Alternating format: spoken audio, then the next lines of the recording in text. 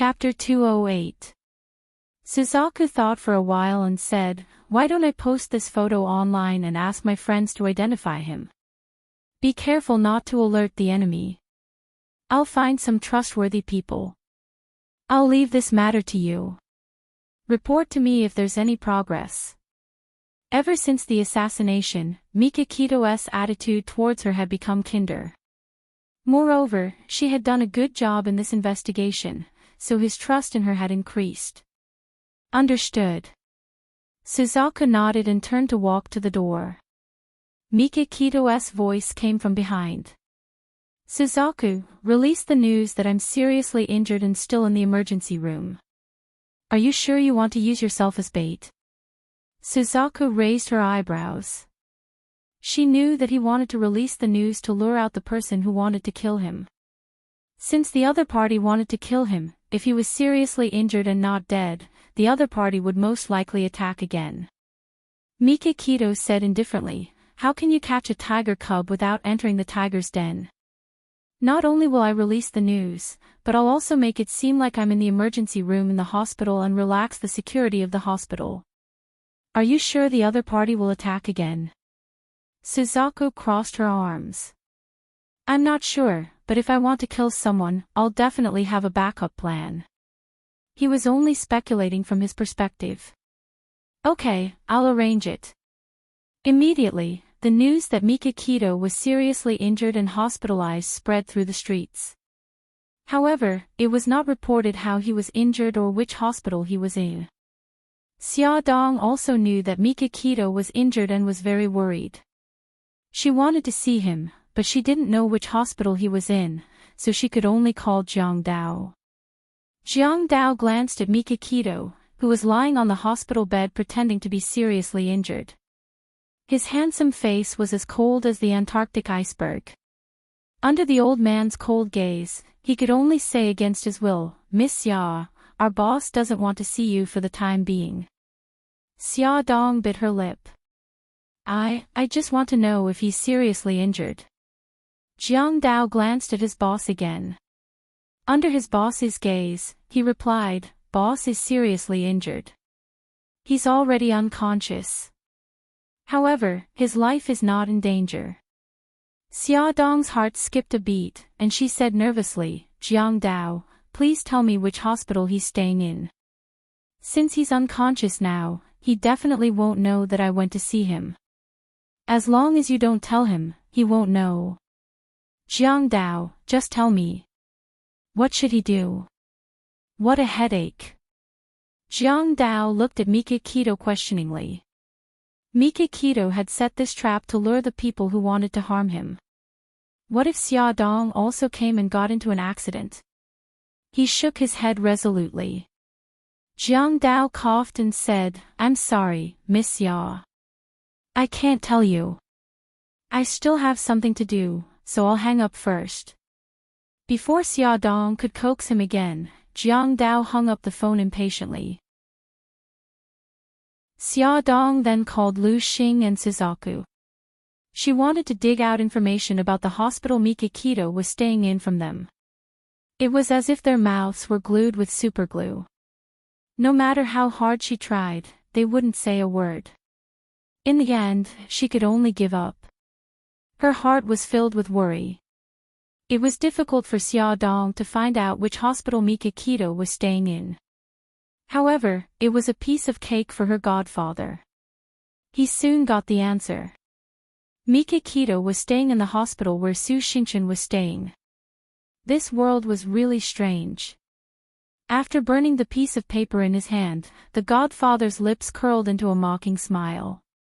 Since Beitangshan had caused Xingchen to suffer so miserably, Xingchen might as well let him be executed by Xingchen. Late at night, there was no one in the hospital corridor. Suddenly, the elevator door opened, and a man wearing a black windbreaker and sunglasses walked out of the elevator. His crisp footsteps left an empty echo in the corridor. He stopped at the door of the VIP ward. His right hand, which was wearing a black glove, held the doorknob. He slowly opened the door and walked into the ward. At the same time, in a monitoring room, a handsome young man with dyed blonde hair was staring intently at the monitor screen. Seeing the black-clothed man appear and enter Su Xingchen's room, he immediately woke up his companion who was lying on the side. Gangzi, quickly take a look. Could this man be Godfather? Gangzi was still in a daze. When he heard the Godfather's name, he immediately jumped up and shouted excitedly. What? Godfather? That bastard finally appeared. The blonde guy was also very excited. That's right. Brother who asked us to monitor Su Xingchen's ward so that we can catch the Godfather. We have been monitoring him for a few days. He finally appeared. Gangzi patted his head. Don't get too excited. Although this guy is dressed in black and doesn't look like a good person, we can't be sure that he is the Godfather. Let's get a few photos first. Oh, and activate the camera in Su Xingchen's ward. The blonde guy's hands did not stop moving as he sighed. Gangzi, luckily we sneaked into Su Xingchen's ward and installed a pinhole camera. Otherwise, we wouldn't be able to see the Godfather's face. When he enters the ward, he should take off his sunglasses. The monitor screen changed and showed the situation in Su Xingchen's ward. The man in the trench coat took off his sunglasses, revealing a handsome face. It was the Godfather. Godfather, why are you here? Su Xingchen saw him and quickly covered her face. The gauze on her face had been removed. Although it was not as scary as before, she still did not dare to show her face to others. The Godfather was not in a hurry to answer her question. Instead, he placed his hand on the back of her hand. Xingchen, what are you doing? Take your hand off. Be careful not to touch your wound. Su Xingchen shook her head. I won't take it off. My current appearance is so ugly that even I am afraid of myself. I don't want you to dislike me. The Godfather sat beside her and patted her shoulder. His eyes were filled with love. You are speaking nonsense again. I am your Godfather. Why would I care about these things? No matter how he comforted her, Su Xingchen refused to take her hand off. He had no choice but to give up. Xingchen, I am here to tell you that I have started to make a move on Mikakito.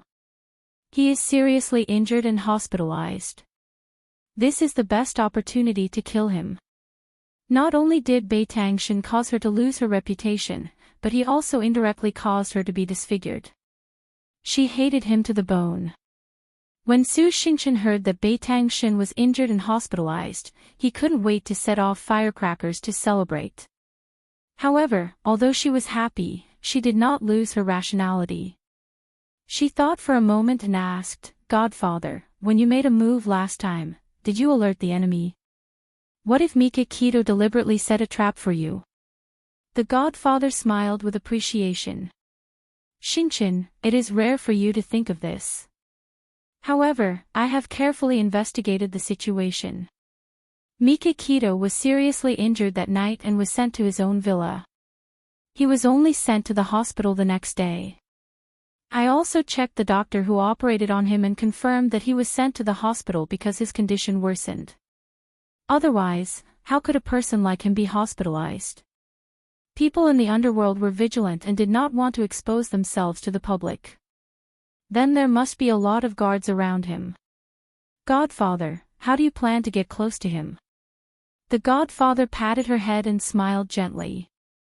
We don't have to worry about this. Money can make the devil turn millstones. If I give enough money, someone will naturally help me. Baby, I will let you see Mikakito's tragic death as soon as possible. He was smiling gently, but his words were cruel and cold. Godfather, you are amazing. Su Xingchen was so happy that she forgot to cover her face. She happily hugged his waist. The Godfather looked down at her miserable face. There was no fear or disgust on his face. Instead, there was a bit of pity on his face. He hugged her tightly and gently patted her shoulder. They chatted for a while more before the godfather told her to rest and left the ward. Gungzi hurriedly spoke into the headset. Old Xia, that black-clothed man walked out of Su Xingchen's room and is now walking towards the elevator. When he walks out of the hospital, you must follow him, don't lose him. A deep man's voice came from the earpiece. Got it. The blonde said, Gungzi, we should report this to Brother Hu quickly. Okay, I will tell Brother Hu. You go to sleep first. Gungzi reported the incident with the man in black to Hu and sent him a photo. 10 minutes later, Bailey Han, who was sleeping comfortably with Xia Dong in his arms, was woken up by Hu's call. He glanced at Xia Dong, who was curled up in a ball, quietly got up, and walked to the balcony to answer the call. When he ended the call and returned to the room, Xia Dong sat in the middle of the bed with her hands hugging her knees. She was at a loss as tears streamed down her face. Her eyes were sad and lost, like a puppy that had been abandoned by its owner. Bailey Han's heart ached. He went forward and hugged her tightly. He kissed her hair and said gently, Honey, what's wrong? Did you have a nightmare? She reached out her hands and hugged him carefully. She sobbed softly. I dreamt that you were gone. When I woke up, I realized that you were really gone. I was so sad. I thought you didn't want me anymore. Bailey Han's chest ached. He gently kissed the tears on her face and said softly, Silly, why would I not want you anymore? I just went out to answer the call. I was afraid that I would wake you up. Her panicked heart gradually calmed down. She lowered her head in embarrassment and avoided his burning gaze. She said softly, I had a nightmare. That's why I cried. His cute wife was shy. Bailey Han kissed her red ear and chuckled. I know. Honey, I'm very happy. He was very happy. She was just like him, afraid of losing each other. Xia Dong felt that his laughter carried a hint of smugness. She snorted softly and turned her head away awkwardly, ignoring him. Bailey Han finally knew where Xiao Bao and Xiao Yi's awkward personalities came from. He couldn't help but smile dotingly. He carried her to the bed and held her in his arms. His heart was filled with her. Welfare, Xinwu 799. Chapter 209. Bailey Han sent the photo that Hu had sent him late last night to Mika Kito's phone. There was a line of text below it. He is Su Xingchen's godfather. He is plotting against you. After Mika Kito received the text, she immediately called him back. Her voice was cold. Why are you helping me? Bailey Han glanced at the living room. Xia Dong was helping Xiao Bao and Xiao Yi pack their school bags. He said calmly, if something happens to you, she will be sad. I'm not helping you. I just don't want her to be sad. There was no response from the other end of the phone for a long time. After a long time, Mika Kito's deep voice came through. Is the news accurate? Bailey Han frowned. He didn't want to have too much to do with Mika Kito, but now that they were facing the same enemy, he might as well make things clear. He lowered his voice and briefly explained how he and Xia Dong were surrounded by fake reporters. He also pointed out his own suspicions.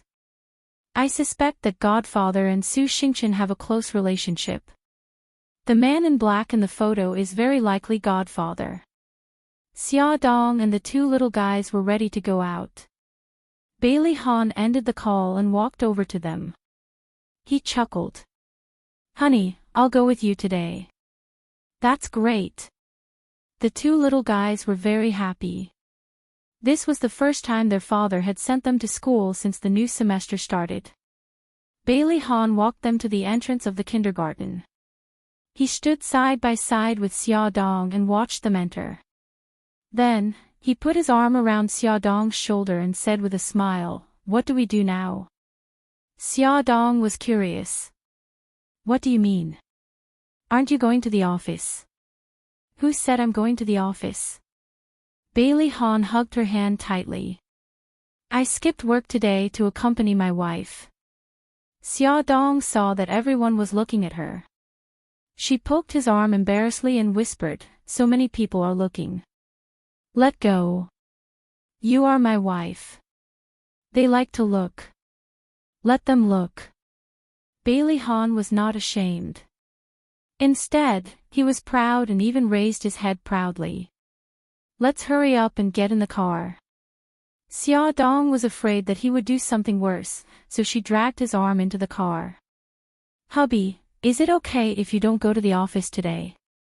Bailey Han was helpless and patted her head. Honey, do you want your husband to become a workaholic? It's not that.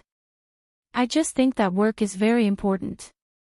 You don't have to waste time with me. Bailey Han looked at her seriously. Accompanying you is the most important thing. How is it a waste of time?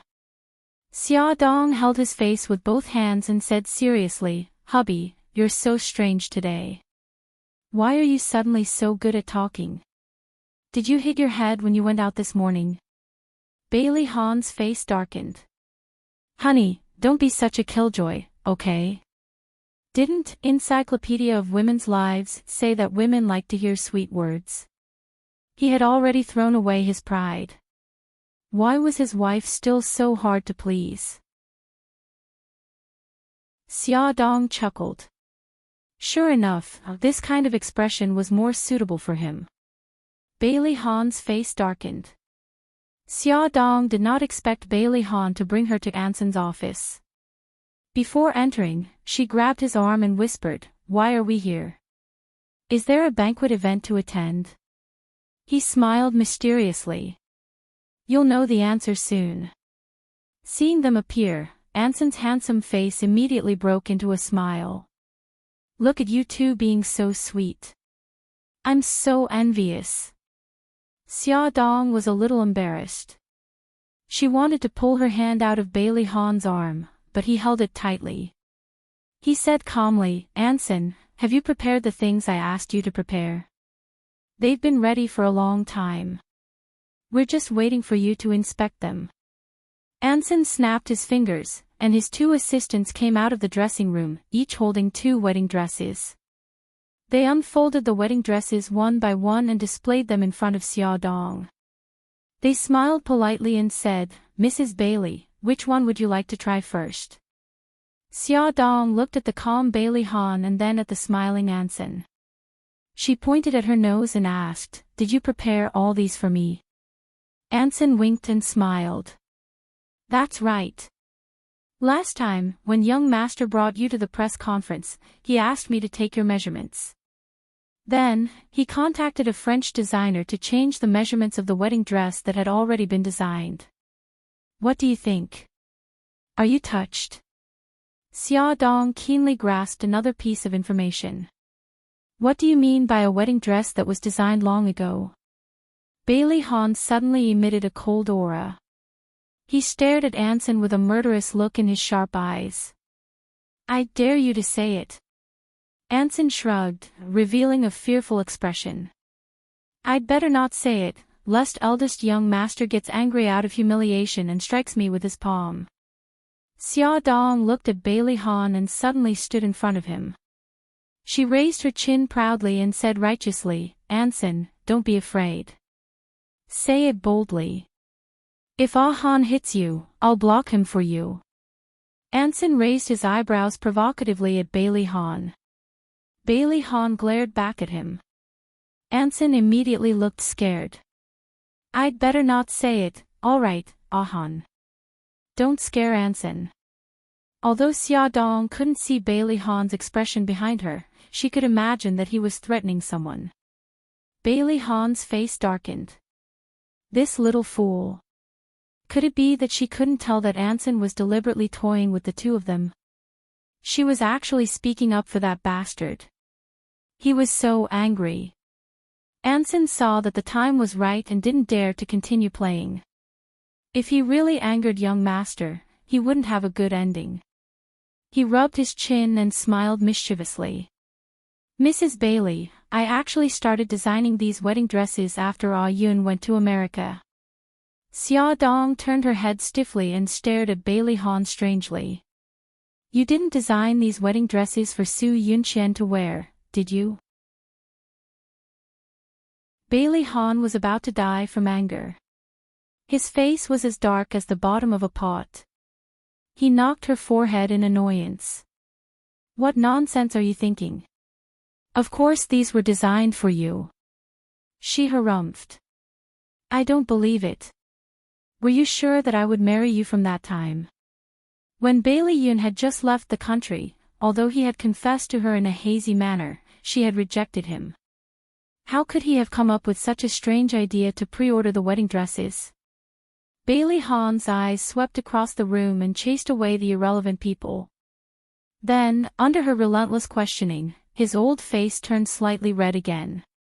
He gritted his teeth to hide his embarrassment and announced domineeringly, I said before that I won't let go. Anyway, you'll be mine sooner or later. There's nothing wrong with designing the wedding dress in advance. It seemed that ever since they got married, she rarely saw him get angry out of embarrassment. She raised her eyebrows and deliberately provoked him. I still don't believe it. These wedding dresses must have been designed for Su Yunqian. Otherwise, why would you change the size? He held her shoulder with one hand and her abdomen with the other. His voice suddenly became gentle. Little fool, the baby is growing up day by day.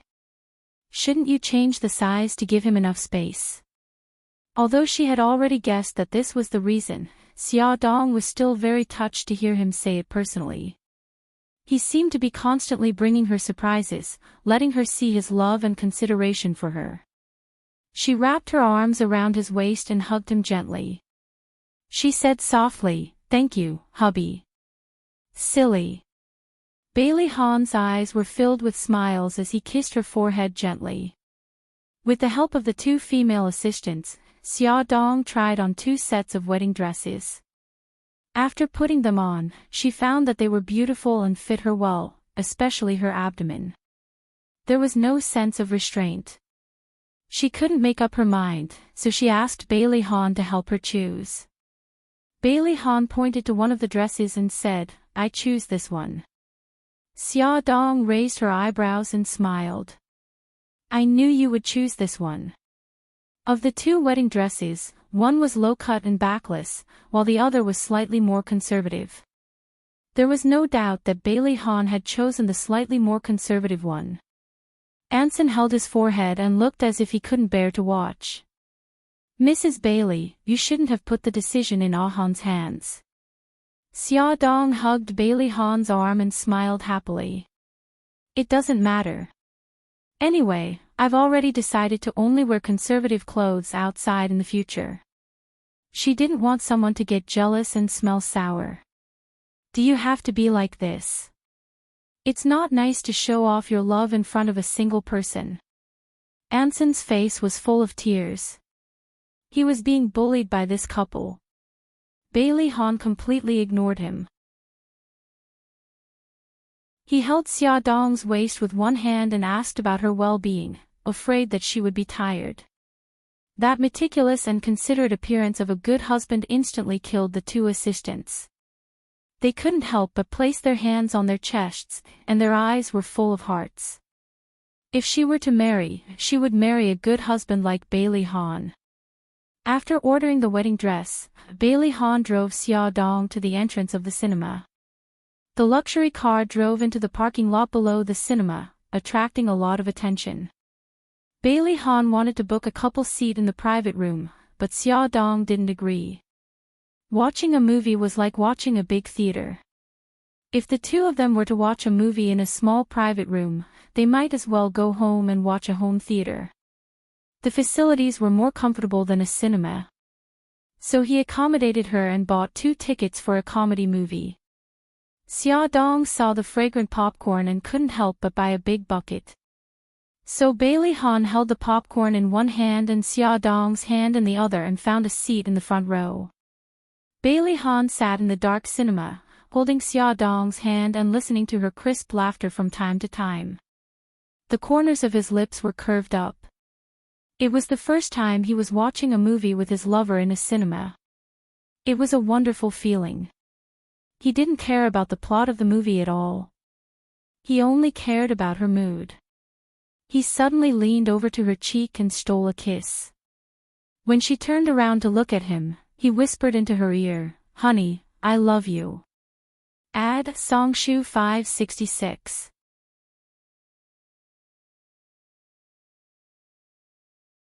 Chapter 210. She glanced around guiltily. Seeing that everyone else was focused on the movie, she secretly kissed him on the lips and whispered, "Hubby, I love you too." He nibbled on her ear and chuckled. "Right now, we're like students who are dating behind their parents' backs. Now that you mention it, it seems like we haven't been in a relationship before we got married. It's all your fault." Xia Dong pinched his arm to express her dissatisfaction. "Dating, getting married, and having children. We're just reversing the order of normal people." He wasn't ashamed of it. Instead, he was proud of it. He raised his eyebrows proudly. "We'll get married first, then date. I can give you any kind of dating method you want." "Whoa, you make it sound so good." Xia Dong's attention was no longer on the movie. She started whispering to him in the movie theater. "Then when I get home tonight, I'll write a complete dating plan. You have to show me the ways of dating in the book." "Okay, I'll listen to you." Ahem. The people in the front row couldn't help but cough. It was true that the couple in the back row was very sweet, but it was their fault for showing off their sweetness in a public place like the movie theater. Xia Dong's cheeks were burning. She whispered, "Sorry." Then, she glared at Bailey Han. That guy actually had a calm expression on his face. It was as if he wasn't the one who did something as uncultured as whispering in the movie theater. As the wedding approached, Bailey Han and Xia Dong's relationship grew closer. Although Xia Dong didn't write a complete dating plan, he still used all the romantic cells in his body to give her a new dating experience from time to time. For example, he would give her a red rose with dew on it the moment she opened her eyes in the morning. He would ride his bicycle on a windy evening to watch the sunset on the boulevard. He would call her suddenly at work to tell her that he missed her very much, even though they had just parted ways in the morning. She was very curious and asked him why he suddenly became so romantic. He said, "Wifey, it's because I'm learning to love you better." He hadn't read those books for nothing.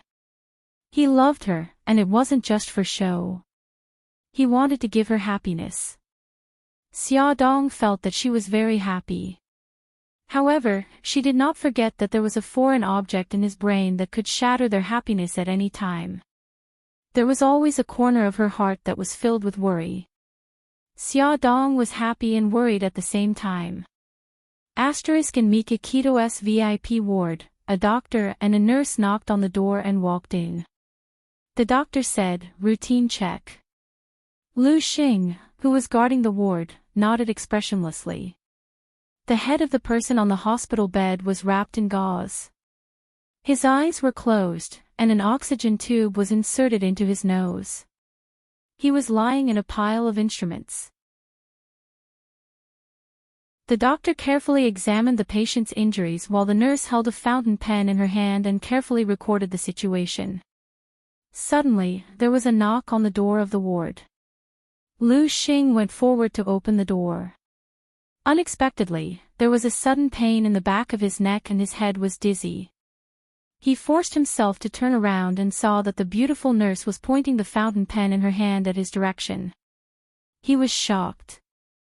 That wasn't a fountain pen at all, but a hidden weapon that could shoot extremely thin silver needles. They are assassins. He gritted his teeth and strode forward. He wanted to fight them, but another silver needle shot out. His body was completely limp, and he had no strength to dodge it. The silver needle pierced his chest, and the strong dizziness made him unable to support himself. He fell to the ground with a thud. The male assassin said in a low voice, "Go and open the door." "Okay." The female assassin turned to open the door. Outside the door was the person who was waiting for them. The male assassin took out a syringe from his trouser pocket. There was a high concentration of potassium chloride in the syringe. In less than a minute, the person's heart would stop beating. He bent down and the syringe was getting closer and closer to Mikakito's arm. The door opened, and before the female assassin could see the person outside the door clearly, a swift and heavy punch came towards her. She reflexively dodged. Everything happened too fast, and the male assassin had no time to care about his companions. He made up his mind and injected the syringe into Mikakito's arm. In a split second, Mikakito opened her eyes and reached out to grab the male assassin's arm. Her cold eyes sent chills down his spine. The male assassin attacked with his other hand, but Mikakito dodged it easily. She tore off the oxygen tube on her nose, and they started fighting. At the same time, the female assassin was also fighting with the person outside the door. While she was unprepared, the person stabbed her heart with a dagger. The female assassin fell to the ground with a bang, right onto Lu Xing's body. Fresh blood gushed out from her chest as she unwillingly widened her eyes and stared unwaveringly at the woman standing in front of her. Trembling, she squeezed out a few words, "Vermilion bird, it's you. Since you know it's me, rest in peace." Suzaku pulled the female assassin off Lu Xing and pushed her to the side. Blood flowed everywhere. "You!" The female assassin glared at her furiously. Her body twitched rapidly, and she stopped breathing. Mikakito had also subdued the male assassin. Soon, two of his men rushed over and cleaned up the messy ward. They cleaned up all the bloodstains as though nothing had happened. Beitangshan had already changed out of his hospital gown and was wearing a black suit. The gauze on his head had also been removed and thrown into the trash can. His handsome face was cold. His eyes swept over the male killer who had been knocked unconscious by him and said coldly, "Take him back." "Yes." The two men got a wheelchair from somewhere and threw the assassin onto it. They covered his head and face with a blanket and pushed him out of the hospital. Suzaku glanced at Lu Xing, who was placed on the hospital bed. "What about him?" Mikakito said indifferently. "There can't be no patient in the ward. Make him look like me." Suzaku's mouth twitched. "Even if Lu Xing is bandaged and disguised, he won't be able to create so many wounds on your body." Mikakito was expressionless. "The doctor won't mind so much. Pretend I didn't say anything." Vermilion Bird obediently changed Lu Xing's appearance into Beitangshan's. She then wrapped a gauze around his head and inserted an oxygen tube into his nose, making all the necessary preparations. Poor Lu Xing. Not only did he sacrifice his own body as bait, but he was also knocked out by 2 anesthetic needles and had to pretend to be a patient. God bless him. Before Zhu Kei and Beitangshan left, Zhu Kei expressed her sympathy for Lu Xing in the depths of her heart. The corridor was quiet. Only their footsteps could be heard. Mikakito walked in front of them. His black suit accentuated his figure perfectly, and he exuded a domineering aura. Suzaku followed him into the elevator. There were only the two of them in the empty elevator. She looked straight ahead and said indifferently, "Will they attack again? Would Lu Xing, that unlucky guy, be caught by the Godfather's men again?" Mikakito also looked straight ahead and said indifferently, "There are still people secretly monitoring the hospital. What we need is a live witness. The male killer that they had kidnapped would be an important breakthrough for him to find out who was the mastermind." Suzaku followed Mikakito into the basement of his villa. She felt like she was reliving an old memory. Once, she was tied to the wall by Mikakito, just like that killer. She couldn't resist his methods and told him who was the mastermind. She wondered if this unlucky killer would confess. The killer was awakened by the cold water. His limbs were spread out and locked by the iron rings on the wall. He was stuck to the wall with his arms and legs spread out. He stared coldly at Mikakito. Under his hateful gaze, Baetangshan calmly sat on the chair and flipped through the information on the table. "You're called Ghost Hand, the number 2 killer in a city." Ghost Hand didn't respond. The corners of Baetangshan's lips curled up as his deep gaze landed on Ghost Hand. He leaned back comfortably and said in a calm voice, "Ghost Hand, you're a smart person. If you cooperate, I won't fuss over your offense this time." Ghost Hand believed that Mikakito was indeed extraordinary to be able to predict that the Godfather was going to kill him, set a trap to capture him, and find out his identity in such a short time. As a killer, credibility was important, but life was more important. Ghost Hand's eyes moved and he said slowly, "What do you want to know?" Mikakito took out 2 photos from the documents and handed them to Suzaku, indicating for her to show them to Ghost Hand.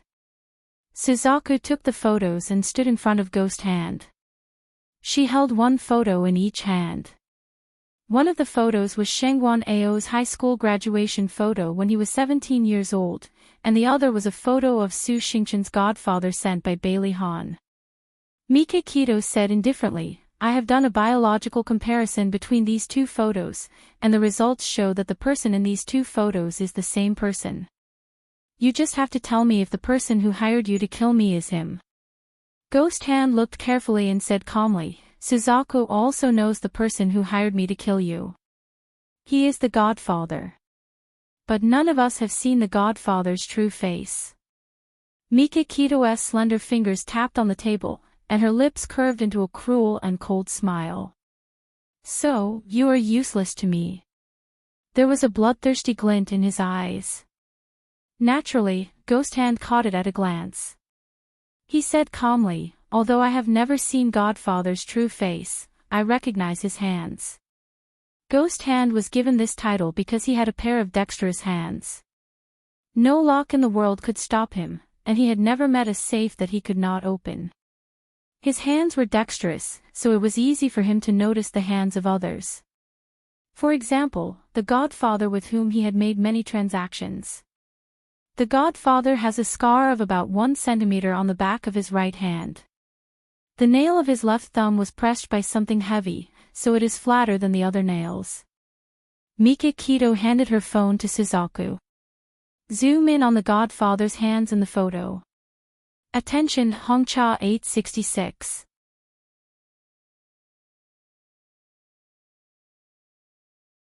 Chapter 211.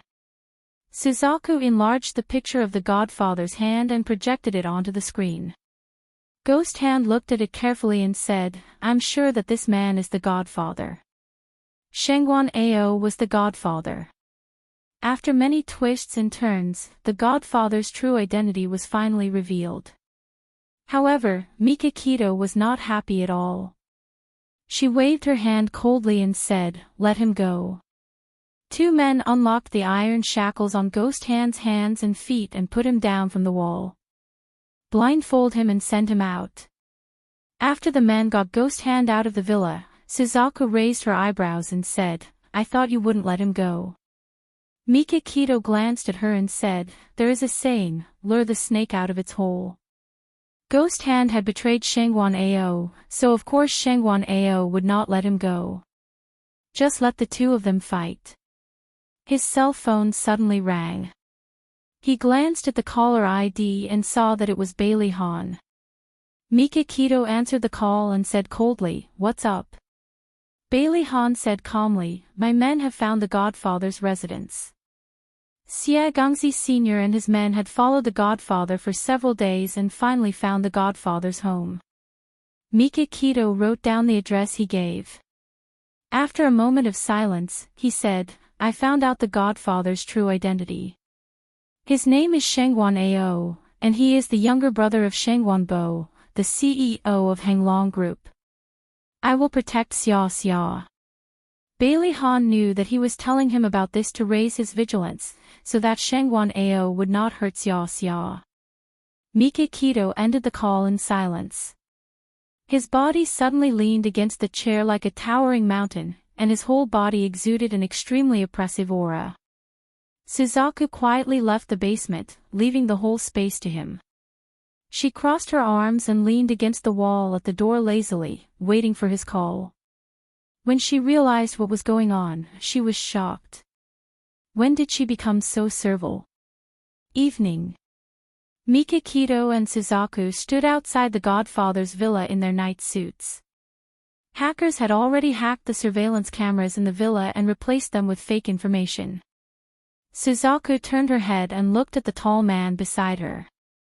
She frowned and tried to stop him for the last time. "You're injured. Are you sure you want to do it yourself? This kind of injury won't kill me." In fact, when he moved, the wound would still hurt, but the grudge between him and his godfather had to be resolved by himself before he would be satisfied. Suzaku shrugged helplessly. "Since you don't care about your own life, I don't need to stop you." Mikakito looked at her coldly. "You're underestimating me. Why don't we have a bet to see who can kill more people? Just the two of us."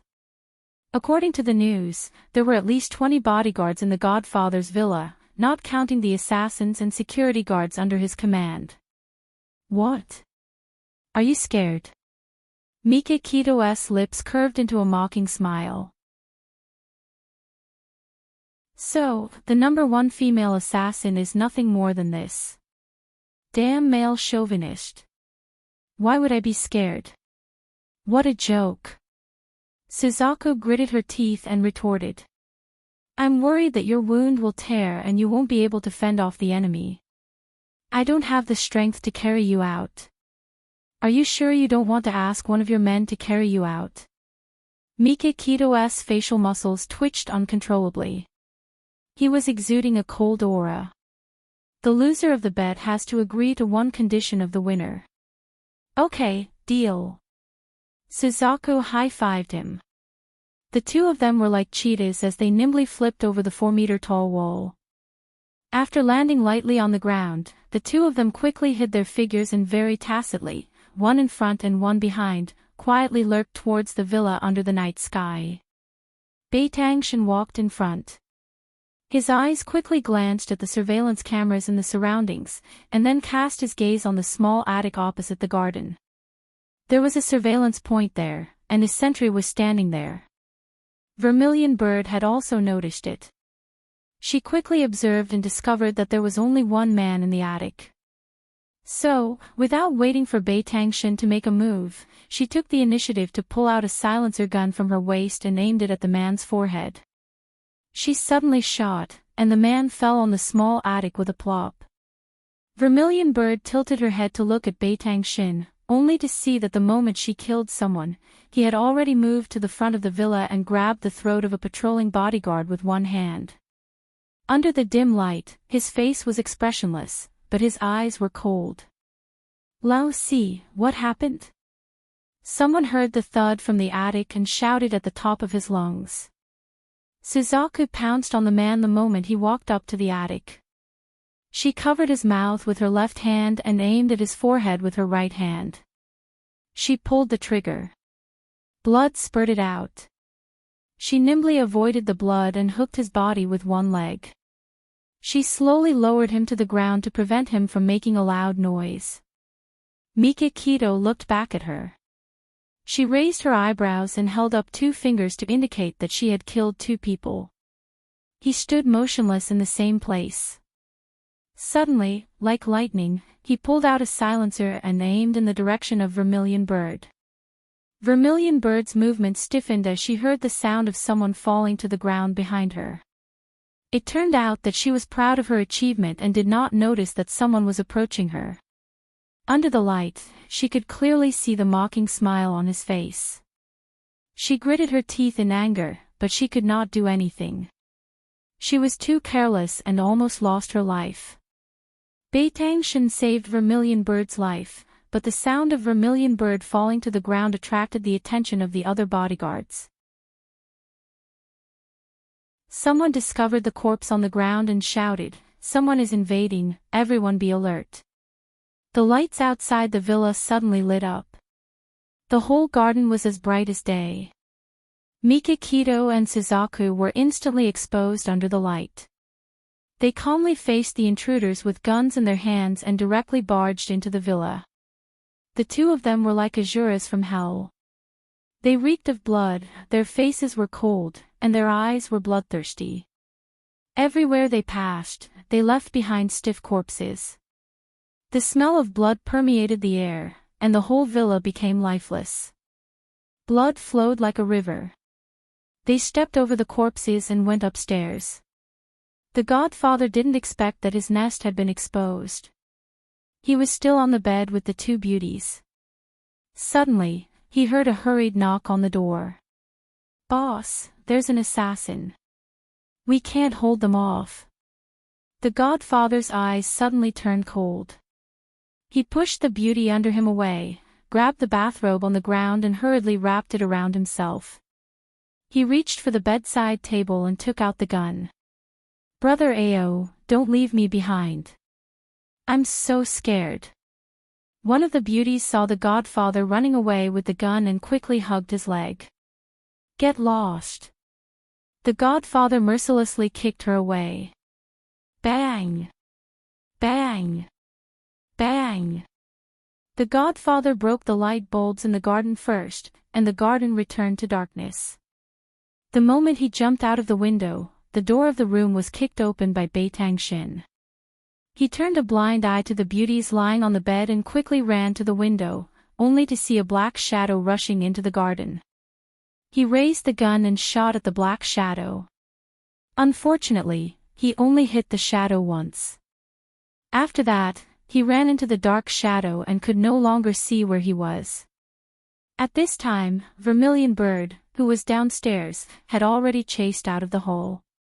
From her position, she just happened to see her godfather jump into the pool under the rockery. She chased after him and fiercely shot at the pool until she ran out of bullets and could no longer pull the trigger. "How is it?" Mikakito jumped out of the window and ran to her side. Streams of blood came out of the pool, but the godfather's body did not turn up for a long time. He ran away. "There must be a trap in the pool." Suzaku frowned. "I shot his leg. He can't run far." Mikakito said coldly, "Tell Lu Xing to go after Shangwan Ao." "Got it." Suzaku relayed his order to Lu Xing through the headset. The whole villa was now dead. Except for the two naked women in the godfather's room, there was no other living thing. Suzaku looked up at the godfather's room and reminded him faintly, "The two women saw your face." Mikakito strode out. He did not want to stay here any longer. His cold voice drifted from the front. "They can't say a word." At first, a Vermilion Bird thought that he had silenced them. Later, she learned from Lu Xing that he had forcibly fed them poison. This kind of poison would damage their brain nerves. After 12 hours, they would become crazy, commonly known as mental patients. The two of them swaggered out of the villa. A Maybach was parked 100 meters away. Mikakito stood in front of the back door of the car. "You drive." Suzaku raised her eyebrows and did not object. She quickly opened the car door for him. He bent over and sat in the back seat. She closed the door and jumped into the driver's seat. She stepped on the accelerator and sped away at a fast speed. She looked at him through the rearview mirror. He was leaning against the seat with his eyes closed. His brows were slightly furrowed, as if he was enduring great pain. Her gaze moved down and landed on his chest. The black night suit seemed to have darkened, as if it had been drenched by water. She frowned, suspecting that the wound on his chest had torn open and blood was seeping out. She accelerated to the maximum speed. The black Maybach sped on the road like a cheetah. When they returned to the villa, Mikakito's body swayed when he got out of the car. He supported his chest with one hand. Suzaku reached out to help him. He said coldly, "No need." This man, even if he was injured, he would not forget to maintain his dignity. Suzaku stared at his back. Her long eyelashes drooped slightly. The doctor examined Beitangshin. He took off his night suit, revealing his broad and muscular chest. The gauze that was wrapped around his chest had indeed been stained with blood. The doctor sighed, "Shin, the wound has ruptured again. Based on this situation, when will the injury get better? You can't continue to be so willful." Welfare, Songshu 566.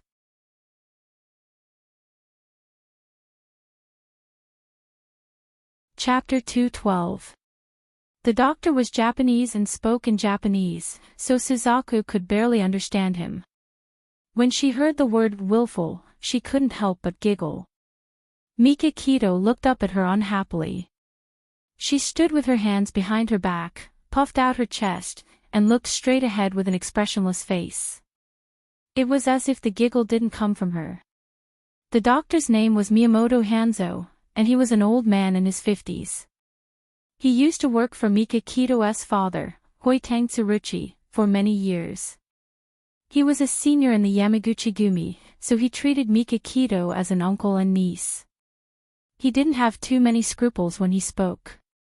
As he treated Mikakito's wound, he grumbled, "My medical skills are very good, but when I encounter an uncooperative patient, there's really nothing I can do." Suzaku's expressionless face gradually opened up a crack. Click. It twitched. Beitangshin furrowed his brows. He didn't expect that Tang Wulin would become more and more outrageous. He muttered in a low voice, "I think it's better to find someone to watch over you so that you don't waste my medicine and gauze." Mikakito's frown deepened. "Uncle Hanzo, you're getting older. You're getting more and more naggy." Miyamoto Hanzo rebandaged his wound and glared at him. "If you weren't so willful, why would I be naggy?" He looked up at Suzaku, who was looking straight ahead. He smiled and said, "Suzaku, I'll leave Shin to you. At least let him rest in Gigai for 3 days." Suzaku's mouth twitched. "Uncle Miyamoto, are you sure you're talking to me?" "Of course it's you, Shao Quebec. Among the young people in the Yamaguchi-gumi, you're the only one who dares to shout at Shin." Miyamoto Hanzo took off his rubber gloves and patted Suzaku's shoulder with a smile. "So, I'll leave this difficult task to you." Although Miyamoto Hanzo was old, his strength was not weak. Suzaku was caught off guard and was slapped by him. The corner of her mouth twitched even more. "Uncle Miyamoto, are you sure you don't have a grudge against me?" She wanted her to go against Mikakito and make that domineering man listen to her. This was simply a dream. But wait. Suzaku's mind flashed. Back in Shengwan Ao's villa, she had a competition with Mikakito to see who could kill more people. "You still owe me a favor." Suzaku crossed her arms and stared at Mikakito. Mikakito frowned. Suzaku raised her eyebrows. "If you had killed those 2 women, you would have killed one more person than me. But you let them go, so you've lost. If you're willing to bet, you must be willing to accept defeat." "Why? Are you trying to go back on your word? Tell me your condition." Mikakito had almost forgotten that they had made a bet. "My condition is that you're not allowed to move around for the next 3 days, and you're not allowed to do anything dangerous." She smiled and said calmly, "It's best if you stay in bed and rest." Mikakito stared at her with her sharp eyes. She was suspicious. "I thought you would let me restore your freedom." She shrugged nonchalantly and patted Miyamoto Hanzo's shoulder.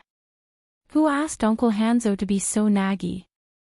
Miyamoto Hanzo didn't understand Chinese, but from their expressions, he could tell that Suzaku had convinced Mikakito. He grinned and said, "I'll get going first. Shao Kei, you have to keep an eye on Oshin for me." Miyamoto Hanzo's short figure slipped away. Suzaku said calmly, you heard what Uncle Hanzo said. You're under my control for the next 3 days. You've got guts. Mikakito stared at her sharply. I'm not gutsy, but I have a good memory. I always remember that the loser has to obey the winner's conditions. She said calmly. If he had known, he wouldn't have been soft-hearted and spared the lives of those 2 women. Take your medicine.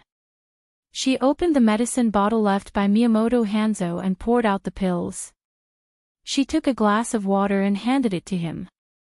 Did she really think that he was a 3-year-old child who needed to be looked after all the time? Mikakito's mouth twitched. Although he was unhappy, he had to accept his loss. He took the pills angrily and swallowed them. After a tiring night and the sedative in the medicine, Mikakito fell asleep quickly. After Suzaku made sure that he was asleep, she left the room and stretched. She was too lazy to go home, so she found a guest room to rest. The godfather was indeed a sly old fox.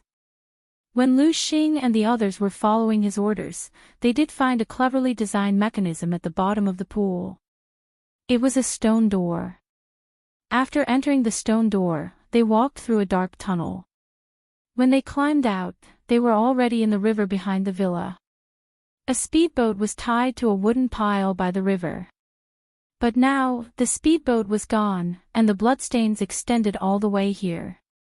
It was obvious that the godfather had escaped on the speedboat. But even if he escaped, it was useless. Mikakito had issued an arrest warrant for him in the underworld. At this time, the godfather had already escaped from the villa area using a speedboat. When he bought this villa, he had already planned his escape route. The small river outside the villa led to the estuary. If he went all the way down, he would reach the harbor. Soon, he would be able to use his connections to get a ticket to leave the country. But he couldn't leave the country because he couldn't abandon Su Xingqian. Moreover, he didn't believe that Mikakito was powerful enough to dig him out of a city. The river was getting wider and wider. He stopped the speedboat and found the first aid kit on the speedboat. Biting the soft stick, he dug out the bullet from his leg and then the bullet from his arm. The pain made him break out in a cold sweat and he almost fainted. He endured the pain and bandaged his wound.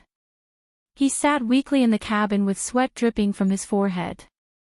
A crafty rabbit has 3 burrows. The villa's address was exposed, but he still had other places to stay. He made a call and asked one of his most trusted men to pick him up at the harbor. He then found a tea house near the harbor and dragged his injured leg to wait inside. But he never expected that he would run into that woman, Su Yunqian. Su Yunqian came down from the private room with a foreign man. The foreign man was tall and handsome. He had a charming smile on his face as he hugged her waist. They were as intimate as a couple. The godfather's eyes flashed and he suddenly called out, "Miss Su Yunqian." Su Yunqian was about to leave the tea house with the foreign man when she heard someone calling her. She turned around in surprise and saw a middle-aged man sitting in front of the window waving at her. She pursed her lips and whispered something in the foreign man's ear. Then, she walked towards the godfather. She looked at the man in front of her quietly. His face was pale and he was wrapped in a bathrobe. His left arm and leg were stained with blood. A look of disgust flashed in her eyes and she asked condescendingly, "Who are you?" The godfather smiled meaningfully. "Godfather." Su Yunqian's face changed color. She looked at him carefully and asked suspiciously, "Are you really the godfather? Wasn't the godfather very powerful? How did he become like this?" "He was like a perverted vagrant." The godfather smiled. "The last time we talked on the phone, you gave me something. I haven't thanked you properly." "You don't have to say it. I believe you are." Su Yunqian knew that he was referring to the time when she gave him the drug sample. Naturally, she believed his identity. She said calmly, "How did you become like this?" The godfather smiled bitterly. It's a long story. I want to talk to you. He looked up at the foreign man who was waiting for Su Yunqian at the entrance of the tea house. Why don't you let your friend leave first? Su Yunqian looked at him deeply. You better have something important to talk to me about. I won't let you down. All right then. Wait for me for a few minutes. Su Yunqian walked to the foreign man and hooked her arm around his. They walked out of the tea house and she said in English, Darling, I met an old friend. I want to talk to him for a while. You can go back to the hotel first. The foreign man held her waist with one hand and lowered his head. He looked at her beautiful face with a smile. Baby, it's not easy for me to come to China. Don't you want to stay with me for a while? Su Yunqian wrapped her arms around his neck and kissed him on the lips. She said gently, Darling, I'll visit you tomorrow. Be good. All right, you heartless woman. The man shrugged and kissed her sexy red lips. After tasting them for a long time, he let go of her reluctantly. He bit her earlobe and threatened her in a low voice. You're not allowed to sleep with him. Su Yunqian punched him in the chest. Please, I don't want that old man even if you give him to me. The man chuckled and let go of her. He put his hands in his trouser pockets and narrowed his eyes. He watched her graceful figure walk towards the godfather and a cold smile appeared on his sexy lips.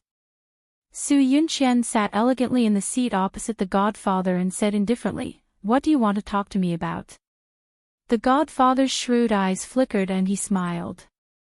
It seems that Miss Su has already given up on Bailey Han. That foreign man seemed to be her new lover. She took a sip of tea elegantly and put down the teacup gently. So what if I give up? So what if I don't give up? If you've already given up, we can end our conversation here. If you haven't, I'll be happy to work with Miss Su. Su Yunqian raised her charming eyes and looked at him. Tell me. Who knows, I might be interested in your proposal. In other words, she hadn't given up on Bailey Han. The godfather's lips curled into a smile. In 2 days, Bailey Han and Xia Dong will be getting married. Don't you want to give them a gift? She smiled meaningfully. A gift? I've been thinking about it, but I don't have a good choice. Do you have any suggestions? The godfather leaned forward and whispered something in her ear. She raised her eyebrows in surprise. What benefits will you get if you do this? Benefits, Hongcha 866.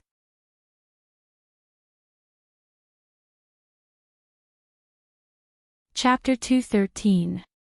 The godfather's eyes turned cold. My target is Mikakito. That's too roundabout. Why not? Let's cast a long line to catch a big fish. Moreover, he was injured and his power had been damaged. He needed some time to recuperate. She looked around and smiled. Okay, I agree to work with you. The godfather raised his teacup and smiled coldly. I wish us a happy cooperation. Su Yunqian also raised her teacup and clinked it with his. Happy cooperation. The preparations for the wedding had been completed. Xia Dong started to feel nervous when she remembered that they would be preparing for the wedding the next day. Bailey Han pulled her out of the door and said that he wanted to take her somewhere. He drove her to the cemetery on the outskirts of the city. After she got out of the car, she turned to look at him in confusion. He held her hand and smiled. Honey, let's go visit Mother. I hope she won't be angry and blame us for coming too late. So that's what happened. Xia Dong felt a lump in her throat. Her heart was filled with gratitude. He took out a bouquet of lilies from the back seat and held her hand as they walked to Xia Ling's tombstone. He placed the lilies in front of the tombstone, straightened his back and said sincerely, Mom, my name is Bailey Han. I married your daughter and will protect her from the wind and rain from now on. We will be holding our wedding tomorrow. Although you won't be able to be there, I hope you can see Xia Xia's happy smile in heaven. Xia Dong burst into tears. She squatted in front of the tombstone and stroked the small photo. She sobbed and said, "Mom, I'm very happy now. Please bless us so that we'll be safe and happy forever. Mom, if you're in heaven, you must bless Ahan so that he won't suffer anymore. You must bless Xiao Guai so that she can recover soon." After coming out of the cemetery and walking on the tree-lined path, Xia Dong suddenly stopped in her tracks. She stared at the man in front of her. She squeezed Bailey Han's hand excitedly. Bailey Han comfortingly patted the back of her hand and stood there with her, watching as Xia Jinqing slowly approached with a bouquet of chrysanthemums. Xia Jinqing also saw the two of them and his expression was awkward for a moment. However, he still took heavy steps and approached them under Xia Dong's cold gaze. Xia Dong looked at him coldly. "Who told you that my mother's tombstone is here?" Xia Jinqing's expression stiffened. I asked your uncle. My mother doesn't want to see you." She was like a kitten, her fur standing on end, ready to attack at any time. Xia, you're getting married tomorrow. No matter what, I'm your father. I want your mother to know about this as well." Xia Jinqing looked at her uneasily with a pitiful expression. "You don't have to worry about these things. I'll tell Mom myself." Xia Dong clenched her hands into fists and stared at him. "Go away. Don't appear in front of Mom." Xia, tears welled up in Xia Jinqing's eyes. At this moment, he no longer had the handsome demeanor of a young man, nor the elegance of a wealthy family. All he had was the sorrow of an old man with one foot in the grave. "Honey, don't be so agitated. Be careful not to hurt the baby." Bailey Han put his arm around Xia Dong's shoulder and comforted her gently. "Don't be angry. Let me talk to Mr. Xia for a while. You go back to the car first, okay?" Xia Dong took a deep breath and tried to calm down. She didn't know why, but when she saw that man, she couldn't help but feel indignant and resentful. She knew that it wasn't worth it, but she couldn't help it. She kept repeating in her heart, "It's not worth it, it's not worth it." She didn't look at Xia Jinqing anymore, only Bailey Han in her eyes. "Okay, come back quickly." Only Bailey Han and Xia Jinqing were left on the boulevard. Although Xia Jinqing didn't have any self-respect in front of his daughter, in front of his son-in-law, he was imposing.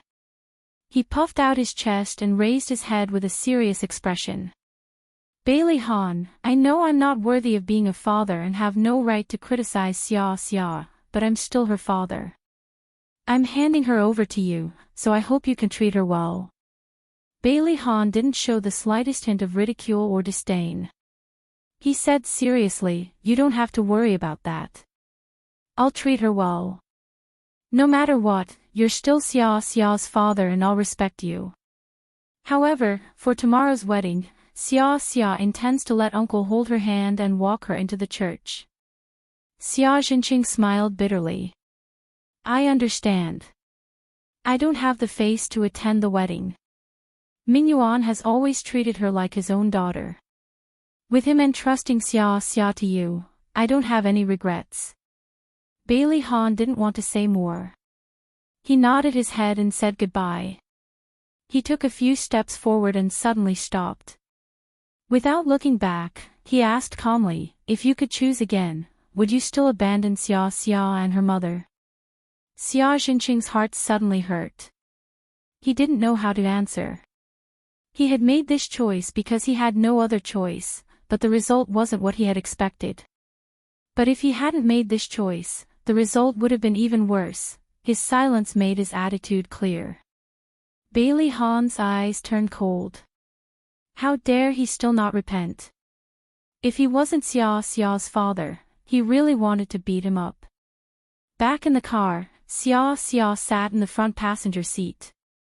She lowered the glass and looked into the distance. She didn't come back to her senses until he opened the car door. She looked back at him and smiled faintly. What took you so long? He stroked her hair, feeling sorry for her. I wanted to beat him up, but I couldn't decide, so it took me some time. She smiled. Don't beat him up.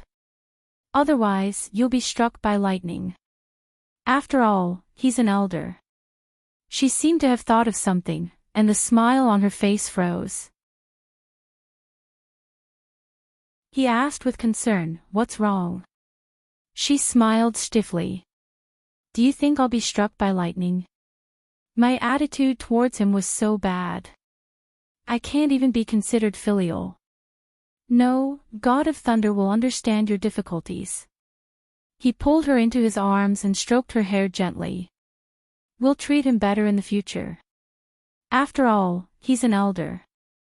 She buried her head in his arms. After a long time, she said, Okay. Before he came back, she thought a lot. She was now a mother of 3, so she shouldn't be angry anymore. Maybe she should try to let go of the hatred in her heart. Bailey's eldest son, Bailey Han, and Xia Dong's wedding was held in the church as scheduled. Accompanied by the beautiful wedding march, Xia Dong held Gao Mingyuan's arm and walked into the church leisurely. 2 cute little flower girls walked behind them, holding on to Xia Dong's wedding dress. Their delicate little faces had sweet smiles. Those with sharp eyes could recognize them at a glance. They were Bailey Han and Xia Dong's precious sons, Xiao Yi and Xiao Bao. Xia Dong was wearing a pure white wedding dress. Her black hair was tied up in a high bun, revealing her snow-white neck. Around her neck was a ruby necklace that shone with a mesmerizing luster. The design of her chest and abdomen was smooth, outlining her perfect curves. The layers of the skirt were dotted with broken diamonds like stars. In the morning light, she walked slowly and gracefully, like a fairy who was riding the waves. At this moment, she was the most perfect bride. She was so beautiful that people couldn't help but hold their breath. Everyone's eyes fell on her, but there was only one person in her eyes. The man standing at the end of the red carpet, waiting for her. Dressed in a white suit, Bailey Han stood tall and straight. There was an elegant and charming smile on his godlike handsome face. His obsidian-like eyes were filled with deep love as he watched her approach him. Gao Mingyuan solemnly handed Xia Dong's hand to Bailey Han. This was a lifetime of trust and a lifetime of responsibility. His eyes couldn't help but redden. Bailey Han also solemnly held Xia Dong's hand and solemnly promised, I will love Xia Dong for the rest of my life. I will never leave her. The priest began to preside over the wedding. Is there anyone here who can provide a valid reason to point out that the marriage of the 2 newlyweds is not legal? Suzaku couldn't help but glance at Mikakito beside her. He looked forward expressionlessly, as if he didn't hear the priest's words. She really didn't understand why he dragged his injured body to Xia Dong's wedding. Wasn't he looking for trouble? Su Yunqian gritted her teeth, made up her mind, and suddenly stood up. Whoosh, whoosh, whoosh. Everyone's gazes turned to her. Other than the entire Bailey family, there were also people from the Su family, as well as all the influential people in City A. Everyone knew that Su Yunqian and Bailey Han once had a relationship. They all stared at her as if they were waiting to watch a good show. The expressions of the Bailey family members changed. Worried that she would say something inappropriate, Madame Su quickly tugged at her arm and said in a low voice, Yunqian, what are you doing? Sit down quickly. The priest also looked at her and asked, Madam, do you think the marriage of the 2 newlyweds is not legal? Su Yunqian pulled her arm out of Mrs. Su's grip and smiled elegantly. No, I agree with their marriage. However, the groom and I are good friends. I want to give him a song as a gift. Yunqian. Mrs. Su's expression darkened. She pulled her arm and tried to change her mind. However, she smiled and said, Mommy, trust me. It's really just a gift. The priest nodded in agreement. The Bailey family couldn't stop her at all. She smiled elegantly. A blessing for the wedding for the groom and the bride. In the silent church, her beautiful voice sounded, but the lyrics made everyone's expression change drastically. My invitation card is your wedding invitation card. Everything you wanted has now become my heartbreak. You're always too sober, and I can't get drunk. You even forced me to give you my blessings. Your wedding invitation card is my invitation card. You invited me to raise my glass, and I can only return the toast.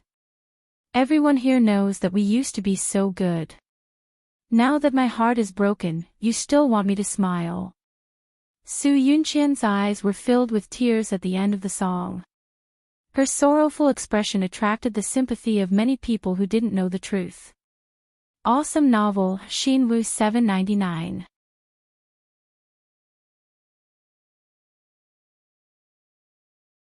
Chapter 2:14. There were already people whispering in the church. They seemed to be discussing the relationship between Bailey Han and Su Yunqian. Mika Kito stared coldly at Su Yunqian. He would not let anyone who wanted to hurt Xia have an easy time. The old madam was so angry that her face turned pale. If it weren't for the occasion, she would have asked someone to chase Su Yunqian out. In her heart, Su Yunqian had always been smart and rational. She didn't expect her to do such a thing. Bailey Jinqiu's expression was also very ugly. Bailey Han held her hand quietly and cast a worried look at Bailey Han and Xia Dong. The two of them had now become the target of public criticism. Everyone's eyes were on them, waiting for them to respond. Xia Dong's hand trembled a little. Bailey Han sensed it. He held her hand gently and fixed his gloomy gaze on Su Yunqian. There was a faint smile on his lips, but there was no warmth. He said politely, "Thank you, Miss Su, for your gift. In return, I'll also give you a song." The whispers became louder. Everyone was curious about what song he would sing in return for Su Yunqian. Bailey Han held Xia Dong's hand tightly. He cleared his throat and said in a loud voice that everyone could hear, "The name of this song is very suitable for my current identity. It's called Brother Has a Wife." After saying this, he started singing the song with his sexy and magnetic voice. The lyrics also shocked everyone. "The beauty who loves me, listen to me. I already have a wife at home. Your love hurts her and hurts me. I advise you not to live the life of a mistress. Brother has a wife, don't seduce me. I can't betray her and live with you. Brother has a wife, please don't love me. I can't give you happiness or any promises." At the end of the song, everyone was stunned, especially Su Yunqian. She did not expect that Bailey Han would use such an extreme method to embarrass her. Clap, clap, clap. It was actually Xiao Yi and Xiao Bao clapping their hands. If conditions permitted, they wanted to shout, "Daddy is mighty." Bailey Jing held her forehead with one hand. God, her big brother, who had always paid attention to taste, actually sang such a popular song. His image as a male god had been completely destroyed. However, it was good that he was ruined, lest those indecent women outside covet him again. Mrs. Su was utterly humiliated. She glared at her daughter in grief and indignation. After the shock, Su Yunqian's face alternated between red and white. She looked at Bailey Han in grief and said word by word, "Bailey Han, Xia Dong, I wish you happiness." Tears flowed from her beautiful eyes. She smiled miserably. Ignoring everyone's shocked gazes, she covered her face and dashed out of the church. Mrs. Su hesitated for a moment. She was still worried about her daughter. She stood up from her seat and smiled apologetically. "I'm sorry, everyone. Father, please continue." She hurriedly chased after him. Originally, they thought that the farce was over and the priest was about to continue presiding over the wedding. Suddenly, there was a loud bang. The church door was pushed open. Everyone turned around curiously. They saw a tall and handsome man standing at the door. His entire body was exuding anger. He looked at Xia Dong from afar and could not suppress the anger in his voice. "Xia Dong, how could you marry someone else?" Boom! Everyone was shocked. Someone recognized the man and whispered, "It's Bailey Yun, the second young master of the Bailey family." What does the second young master mean? Could it be that he likes his sister-in-law? Wasn't there a rumor that said so in the past? The discussion became more and more intense. Bailey Yun turned a deaf ear to it. His handsome and tall figure stood at the door, exuding a vicious aura. "Ah Yun, why are you only back now? If you were any later, you wouldn't be able to make it in time for your brother and sister-in-law's wedding." The old madam stood up. She had a smile on her face, but her voice was extremely strict. She especially emphasized the words of brother and sister-in-law. Bailey Yun clenched his fists tightly. His eyes were like sharp knives, slicing Bailey Han and Xia Dong apart. The image of them standing together happily and sweetly was so glaring. He wanted to rush up and kick Bailey Han away from her and replace him as the groom. Sister-in-law, the woman he loved deeply, was about to become his sister-in-law. Blood surged in his chest and a metallic taste rose in his throat. His legs seemed to be filled with lead as he walked in with heavy steps from the door. His eyes were too frightening and cold. Xia Dong couldn't help but tremble. Bailey Han held her hand tightly. Bailey Han calmly met Bailey Yun's gaze and a smile appeared on his face. "Ah Yun, it's good that you're back." Bailey Yun stopped 2 meters away from them and stared at them coldly. "Second brother, come and sit down. I specially saved a seat for you." Bailey Jing saw that Bailey Yun was standing there in a daze. She quickly went up to him and hugged his arm, smiling as she dragged him to the side. Even if he rushed back, it wouldn't change anything.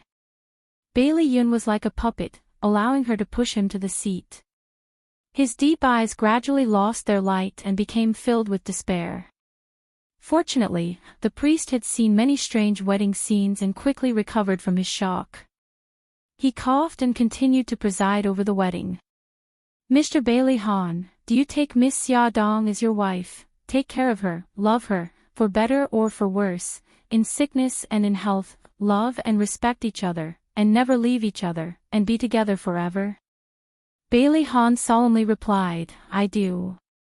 "Miss Xia Dong, do you take Bailey Han, do you take care of him, love him, for better or for worse, in sickness and in health, love and respect each other, and never leave each other, and be together forever?"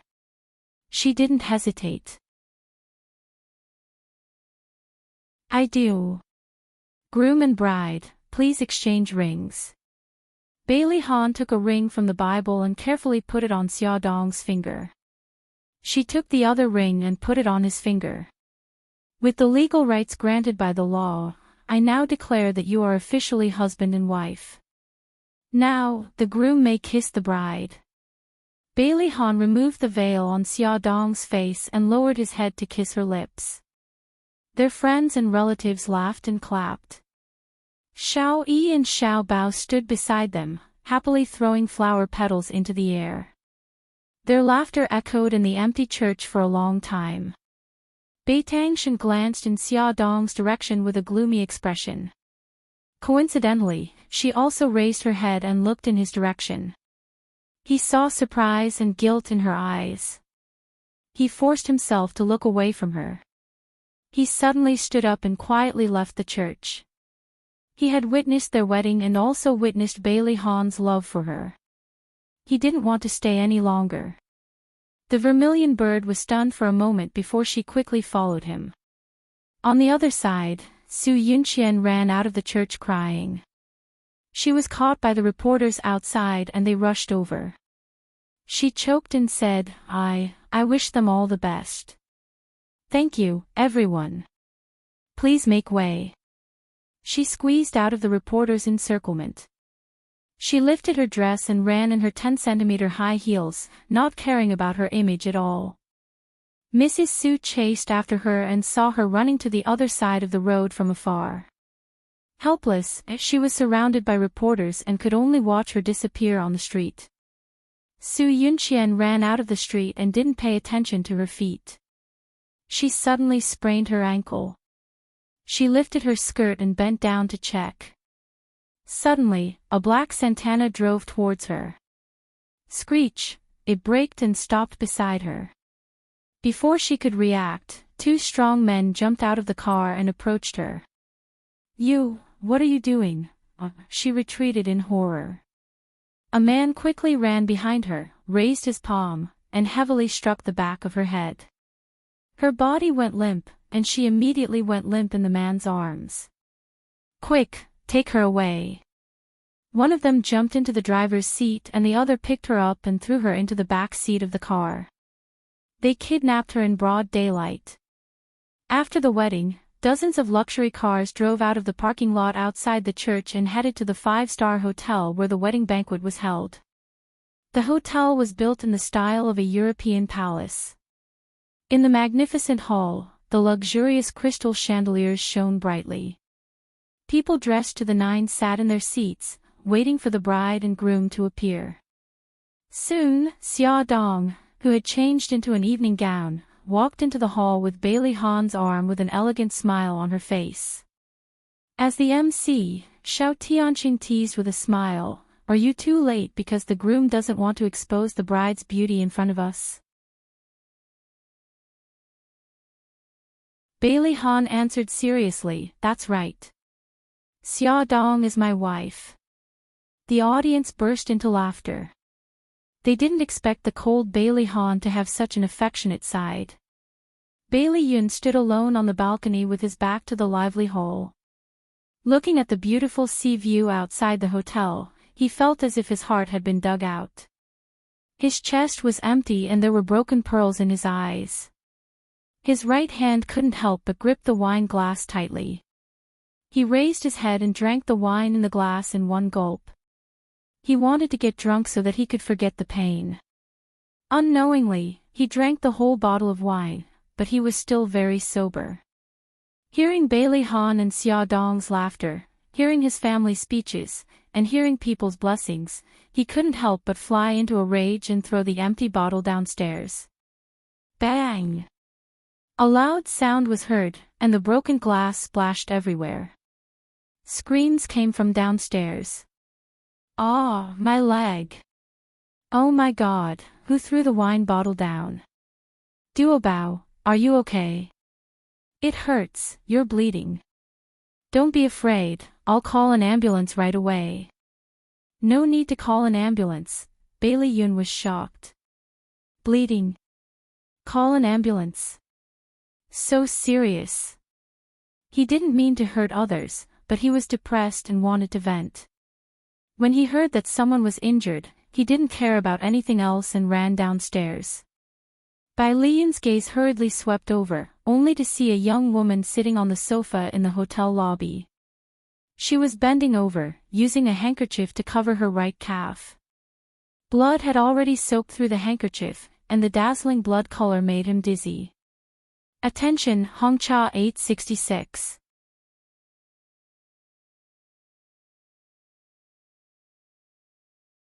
Chapter 215. He rushed to her. "Miss, how's your leg?" Li Duobao raised her head and saw a handsome face. She was stunned for a moment before she grinned. "So it's you." Bailey Yun frowned. "Now is not the time to strike up a conversation. Let me ask you, is your leg okay?"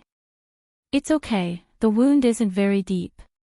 My friend has already asked the hotel staff to help me get the first aid kit." Her delicate brows furrowed. "I'm not striking up a conversation.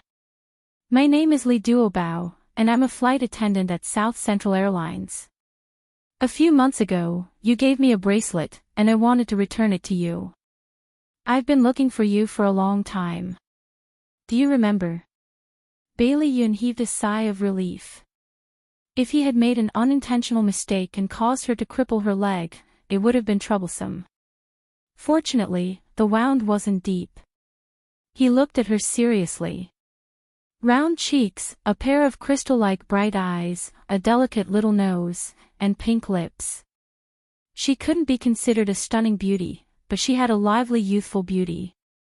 He thought about it seriously again and suddenly remembered that when he was on the plane to America, there was a flight attendant who comforted him, so he casually gave the bracelet to her. He sat beside her and said lightly, "Since I gave it to you, it's yours. You don't have to return it to me. But I can't accept such a precious gift." She puffed up her cheeks and said seriously, "Moreover, that's a gift you intended to give to your beloved. All the more I can't accept it." His beloved. These words were like a sharp sword, ruthlessly stabbing into his chest. He grinned self-deprecatingly. "I don't need it anymore. I originally intended to give it to her when I confessed, but she rejected me. Now, she's married to my brother. I'm sorry. I didn't know." Li Duobao apologized profusely. If she had known, she wouldn't have mentioned this matter. Looking at his gloomy face, she carefully reached out and poked his arm. "I checked the passenger list and know that you're Bailey Yun. Can I call you by your name?" He answered casually. "Bailey Yun, when I was in university, I had a senior who I really liked. It wasn't easy for me to muster up the courage to confess to him. He agreed and I was so happy. But the next day, he suddenly told me that he had only made a bet with someone. He bet that I dared not confess to him. He also said that I had caused him to lose a meal." Li Duobao recounted everything in a gentle voice. Her tone was calm, without any pain or anger. Bailey Yun temporarily forgot his pain and looked up at her. "What happened after that?" Li Duobao touched his nose embarrassedly. "Later, I was so sad that I almost jumped off the building. It was my good friend who stopped me. She said, 'Li Duobao, if you dare to jump from here, I'll jump down to settle the score with you.'" Bailey Yun was stunned. She laughed. "Do you think that my friend is especially loyal? She's always like that. Every time I do something wrong, she'll hit my head and yell. It's so fun. That time, she pulled me down from the roof, hit my head and scolded me for a long time. Then, she started crying. Fool." His pitch-black eyes stared at her as he lightly spat out these two words. I said, "You're a silly." He suddenly had an impulse to hit her head like her friend. "That kind of rotten man isn't worth you jumping off a building for. If I were your friend, I'd hit your head and scold you to death too." Li Duobao touched his forehead with tears in his eyes. "It hurts. You hit me harder than my friend." His mouth moved. He wanted to say something, but suddenly, a girl's anxious voice was heard. Duobao, I asked someone to bring the medical kit. How are you?" Li Duobao quickly said, You, run slower. Don't worry. My wound is fine." Bai Liyun raised his head and looked over. A girl with short hair, who looked very handsome, was dragging a hotel staff member and sprinting over. Huff, I'm so tired. Quick, please help Duobao deal with his wound." Ren Yuyu bent down and held her knees as she panted. The staff was dragged all the way over by Ren Yuyu. He was so tired that he was panting. He wiped the sweat on his forehead and squatted in front of Li Duobao. He opened the medical kit and put on disposable medical gloves. "Miss, I'm going to disinfect your wound.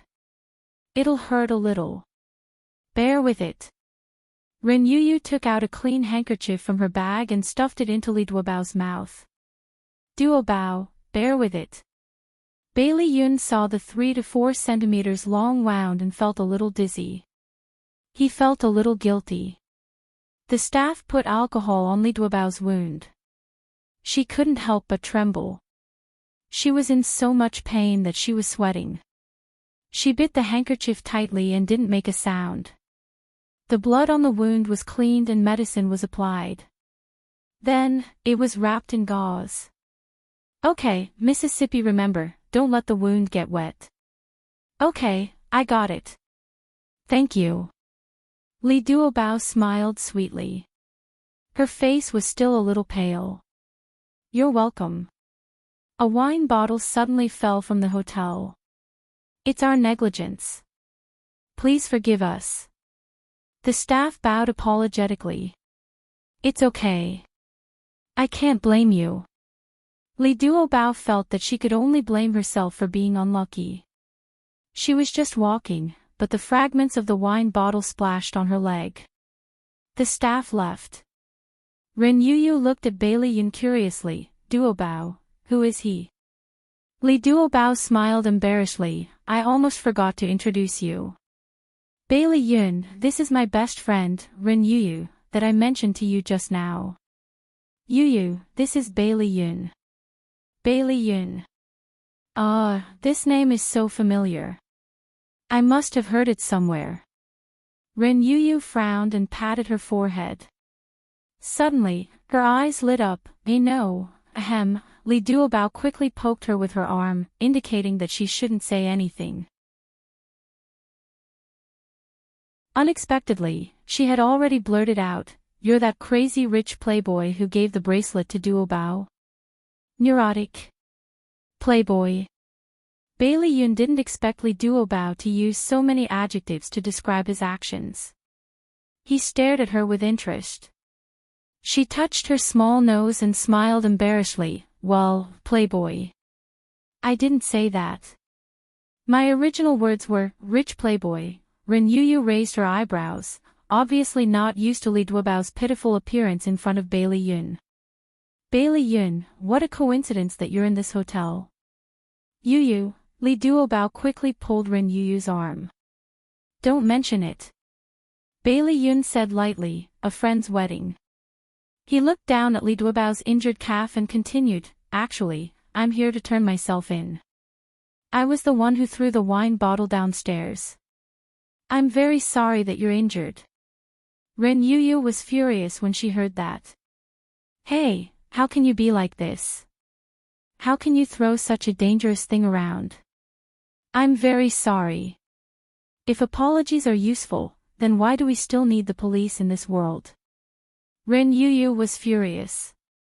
Do you know that Duobao has to fly to New York tomorrow? How do you expect her to go to work in this state? It was the first time Bailey Yun was scolded like a grandson by a woman. His handsome face was already faintly suffused with a dark aura. His thin lips were tightly pursed, as if he was enduring it. Yuyu, don't say any more. Bailey Yun didn't do it on purpose. I'm really fine. Don't worry about me. Li Duobao jumped up from the sofa and limped to Ren Yuyu's side. She hugged her arm. Yuyu, I'll take leave tomorrow. Anyway, I haven't taken any annual leave yet. I'll take a break at home. Relax, don't be angry. Ren Yuyu slapped her forehead in annoyance. Forget it. Even you, the victim, don't care. Why should I care so much? Her beautiful eyes swept over Bailey Yun and she snorted. Bailey Yun, you're already an adult. You should act like an adult. Don't do such a childish thing in the future. Bai Lian gritted his teeth and swallowed the words she was about to scold him. Li Duobao smiled apologetically. Bailey Yun, if you're fine, can you wait for a while? My house is nearby. I'll go back and get the bracelet and return it to you.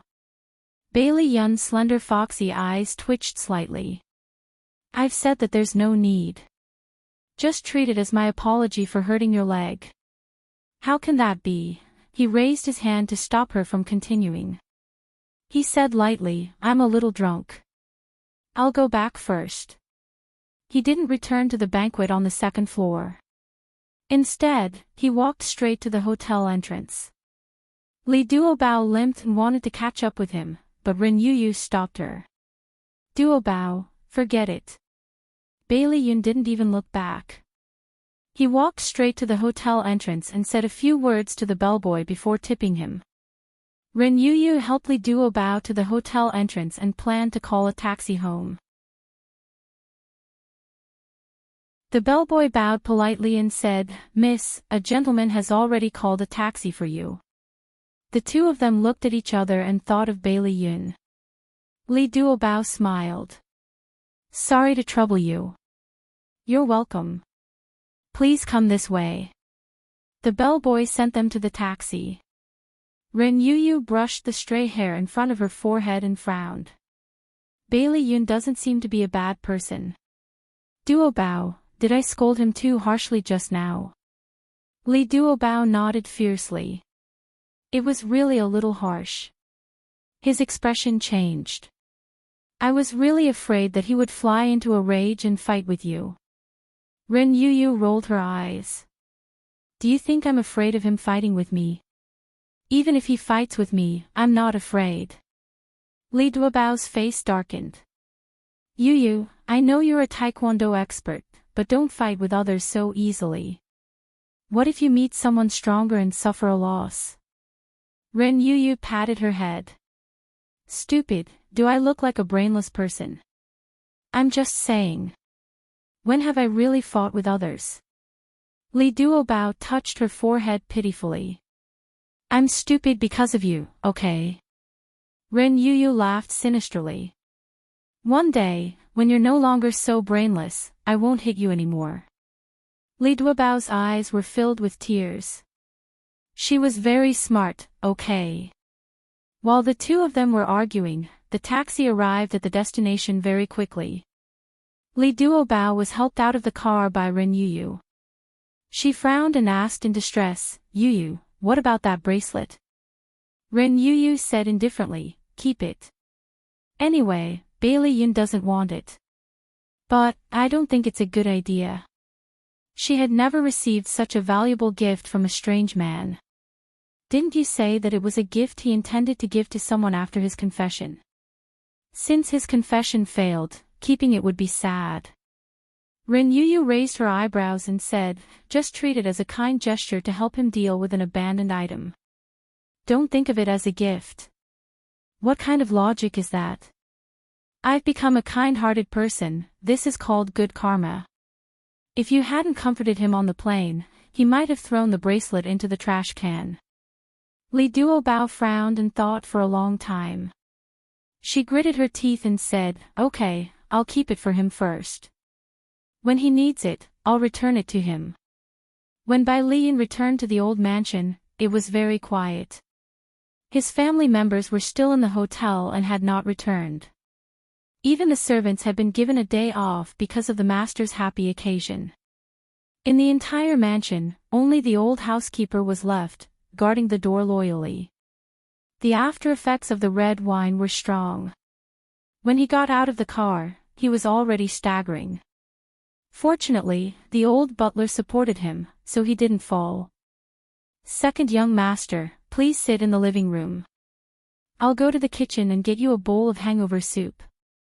The old butler expected that someone would get drunk at the banquet, so he made the hangover soup in advance.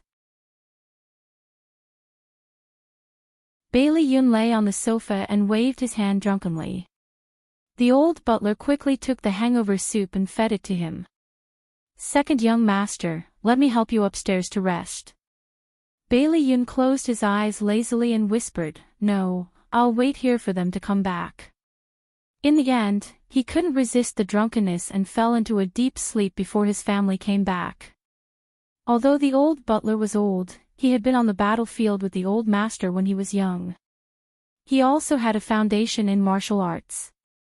It wasn't difficult for him to carry Bailey Yun, who was more than 1.8 meters tall, upstairs. Old Madam and the others had been entertaining the guests. It wasn't until the banquet ended that they realized that Bailey Yun was missing. Bailey Jing called his phone, but it was turned off. Then she called the old house. After the butler picked up, he knew that he had returned home. It was already afternoon when the whole family returned to the old house. Bailey Han and Xia Dong were both tired after a day of hard work. Old Madam asked them to go back to their rooms to rest for a while. The three children were also coaxed to go back to their rooms to rest. The chef was also on vacation, so Bai Jinxiu had to cook dinner herself. She made fragrant porridge and a few home-cooked dishes.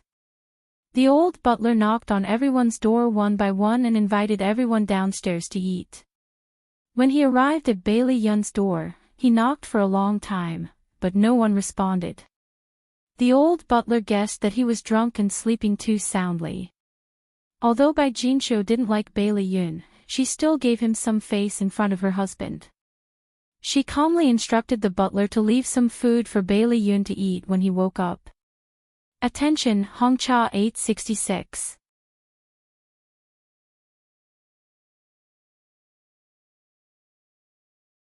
Chapter 216. The family was eating dinner at the dining table when heavy footsteps sounded. Bailey Yun walked down the stairs in his pajamas with messy hair and sleepy eyes. He walked straight to the bathroom to wash his hands as if he didn't notice everyone's strange gazes. He sat at the dining table and leaned back lazily. "Butler, help me get a bowl of porridge." Bai Jinxiu's expression was ugly. She held it in for a long time but still couldn't hold it in. She said indifferently, "Ah Yun, wash up first before eating." Bailey Yun's long and narrow eyes were half closed as if he hadn't woken up yet. He yawned and said lazily, "But I'm hungry." Bai Jinxiu was furious. She slammed her chopsticks on the table. "Look at you. What are you doing?" "Sorry, I like it this way." Bailey Yun replied lazily. He didn't take her seriously at all. Bai Jinxiu was about to fly into a rage when Bailey Jing pulled her back and said gently, "Mommy, second brother is drunk. Don't be so calculative." Bailey Xiong frowned and said slowly, "Ah Yun just came back from America. Can't you be a little nicer?" Bai Jinxiu was furious. Young master didn't behave like a young master at all. He was like an uneducated person. She only reminded him a little. How did it become her fault? She was so angry that her hands were trembling. If Bailey Jing hadn't held her hand tightly and comforted her in a low voice, she would have quarreled with Bailey Xiong. "Mommy, don't be angry. I'll help you get the rice, okay?" Bai Jinxiu took a deep breath and suppressed her anger. She said stiffly, "Forget it. I'm full from anger. I'm not eating anymore." She moved her chair back and went downstairs with a cold face. Bailey Jing wanted to go upstairs to see her. Old Madam said indifferently, "Granddaughter-in-law, go up and see your mother-in-law." Xia Dong replied with an okay. She scooped a bowl of porridge and served the dishes that were left for Bailey Yun before going upstairs. After such a commotion, everyone's appetite was not very good. Only Bailey Yun ate with relish. The three little guys quickly finished their meal. Bailey Han also put down his chopsticks. The old lady said, "Ah Han, take the three little Bao Bei upstairs." After they left, only the old madam, Bailey Yun, Bailey Jing, and Bailey Xiong were left in the dining room. The old madam looked at Bailey Jing and said, "Xiao Jing, go upstairs and see your mommy." Yes. Only now did Bailey Jing realize that her grandmother had deliberately sent them away. She probably had something to say to her second brother. The dining room was very quiet. Bailey Yun put down his chopsticks, wiped his mouth, and said indifferently, "Grandma, if you have something to say, just say it." The old madam's expression changed, and she said sternly, "Bailey Yun, you made a scene at the church today and made everyone laugh at our Bailey family. Do you still have any respect for this family?" Bailey Yun curled his lips mockingly. "Aren't you the same? Don't you have any respect for me, an illegitimate child?" "You, what are you talking about?" The old madam was so angry that her chest was heaving violently. Tell me, have we ever lacked your food and clothes all these years? What does Ahan have that you don't have? Bailey Yun sneered. Big brother is the eldest grandson and has the right to inherit the family. He can get whatever he wants. How can I compare to him? Moreover, I don't care for those things. So what if you satisfy my material needs? You have never cared for me like a family member. Bailey Xiong's expression changed, and he scolded sternly, Ah Yun, what nonsense are you talking about? Hurry up and apologize to your grandmother. The old madam was so angry that her whole body trembled. Evil creature, haven't you done enough stupid things all these years? Which one of them didn't we clean up your mess behind your back? Bailey Yun laughed mockingly. That's only because you were afraid of losing face. You were afraid that I, an illegitimate child, would embarrass the entire family, so you had no choice but to help me deal with those troubles. If they really cared about him, they wouldn't have left him alone when he was sick when he was young. Even Daddy, the only one who loved him, had to put away his care for him because of the old madam and by Jinxiu's expressions. If they really cared about him, they wouldn't have sent him, who had just become an adult, to America and ignored him. If they really cared about him, they wouldn't have criticized and scolded him when he was depraved and addicted to drugs without a trace of comfort. The old madam was so angry that she was about to vomit blood. Bailey Xiong slammed his hand on the table. Ah Yun, shut up. Is this how you treat your elders? He originally wanted to let his son, who he doted on, say a few words to appease him so that this matter would be over. Who knew that he would go against the old madam so forcefully? It was simply outrageous. Bailey Yun lowered his eyes and laughed coldly. His laughter was filled with endless desolation. If you don't love me, why did you give birth to me and raise me? Bailey Xiong's body trembled. All the words of reproach were stuck in his throat, and he couldn't spit out a single word. The old madam's fingers trembled. Her lips moved, but she didn't say a word in the end. She paused for a moment before calming down. With a stern expression, she said, From today onwards, Xia Dong is your sister-in-law. I don't care what thoughts you had in the past. From now on, you'd better put them away obediently. Bailey Yun's thin lips were tightly pursed. He didn't say a word. The strands of hair in front of his forehead covered his eyes and his cold gaze. The conversation ended on a sour note. Bailey Yun walked to the staircase on the second floor and happened to meet Xia Dong coming down from the third floor. Ever since they returned home, Xia Dong had been avoiding his gaze. She didn't dare to look into his eyes that were intertwined with anger and pain. Now that they had met on a narrow path, there was no way to avoid it. She squeezed out a smile. You're back. Bailey Yun clenched his fists tightly. His voice was bone-chilling. How could I not come back for your wedding with Big Brother? She bit her lip and said softly, I'm sorry. She was about to walk away. When she brushed past him, he suddenly grabbed her wrist. You said that it's impossible between you and Bailey Han. Why did you marry him? Let go of me first. Xia Dong had already heard footsteps coming up the stairs. She struggled anxiously and said softly, This isn't the place to talk. Let go of me first. Are you afraid that they'll see us like this? Ha ha ha, he laughed out loud, his laughter wild. She heard the footsteps become more hurried, but he didn't let go of her wrist. She was so anxious that her eyes were red. She said softly, Fox, I beg you. Let go of me first, okay? He stared coldly into her eyes. Her eyes gradually became misty. A figure appeared around the corner. He was 2 steps away from them. When he reached the last step, Bailey Yun let go of Xia Dong's wrist. Ah Yun, what are you doing here? Bailey Xiong stared at Bailey Yun and Xia Dong with an unfriendly expression. Xia Dong's eyes were filled with pleading. Bailey Yun said lightly, "What else can I do?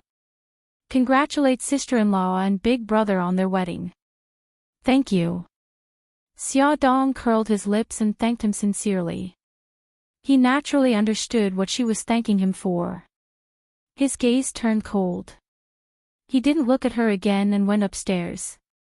Seeing the suspicion in Bailey Xiong's eyes, Xia Dong smiled. "Daddy, Mommy's anger has subsided. Xiao Jing is accompanying her now." Bailey Xiong nodded. "You've worked hard too.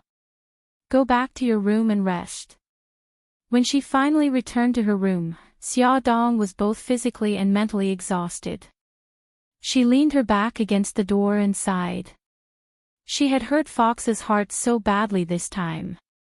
He would never forgive her. And Brother Shin. She was really happy to see him recover and that he was willing to attend the wedding. She hoped that he would forget about her soon and find his own happiness.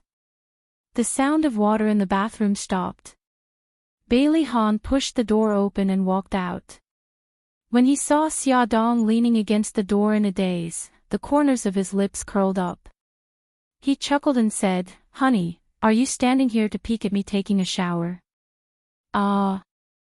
Xia Dong was shocked. "No, you, hurry up and put on your clothes." What a hateful man. Why did he come out naked? She hadn't seen wrongly. He was completely naked. Bailey Han coughed. "I was thirsty, so I came out to get some water." He thought that his wife wouldn't come back for a while, so he came out naked. His hair was wet, and the water droplets slowly slid down his muscular chest, over his curvy waist, and then down his straight and slender legs. Although it was only a few glances, Xia Dong's cheeks were already red. Her heart couldn't help but pound. She suddenly closed her eyes and said anxiously, "Hurry up and put on your clothes." Seeing her shy reaction, Bailey Han's awkward mood was immediately relieved. He took a step forward and placed his hands behind her back. He leaned forward and almost stuck to her body. His tone was aggrieved. "Wifey, I've been taken advantage of by you." She closed her eyes tightly and covered her chest helplessly. I didn't see anything. I really didn't see anything. What a cute little woman." He chuckled. It was really fun to tease her. He pressed himself against her body and wrapped his arms around her waist. The water droplets on his body immediately spread to her body. She couldn't help but shiver. She blushed even harder. His eyes were full of smiles. He kissed her cheek and then kissed all the way to her ear. He whispered suggestively, "You really didn't see anything. We've been on the same bed for so long. You didn't see anything clearly." No, I really didn't." She closed her eyes and shook her head frantically. She really didn't see the black and red thing between his legs. "Then I'm such a failure. I'll let you see it clearly tonight." His tone was serious, as if he was talking about the weather. Sob, let me go. I'm so tired today." Tears streamed down her face. He blocked her lips and kissed her gently. When she was panting and he was about to have a reaction, he released her lips and said hoarsely, "I know you're tired, so I'll let you go tonight." He suddenly bent down and picked her up. She was shocked and opened her eyes abruptly. She grabbed his arm hard. "Didn't you say you'll let me go? Why didn't you keep your word?" Sob. His good-looking eyebrows raised slightly and he smiled teasingly. "Wifey, you've misunderstood. I'm going to serve you as you take a bath." She was finally able to put down her worried heart. He carried her into the bathroom and placed her in the bathtub. The warm water flowed down slowly. His slender fingers landed on the zipper on the back of her dress. He slowly pulled it and the perfect curve of her back gradually came into view. His eyes darkened and his hands slowly moved forward. She quickly pressed his hands down. Hubby, I can take it off myself. You can go out first. Wifey, tonight is our wedding night. I'll serve you. This sentence sounded extremely ambiguous, and her face became even hotter. He stubbornly helped her take off her clothes. She had no choice but to cooperate and withdraw her arms from under the dress. His fingers moved gently on the back of her bra and the button came undone. She shyly arched her body forward and covered her chest with her hands. Bailey Hahn's fingers slowly slid along the curve of her back and extended to the front. He slowly opened his hand and covered her hands. His voice was bewitching.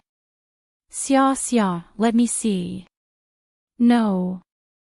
Xia Dong blushed and shook her head, her shoulders trembling.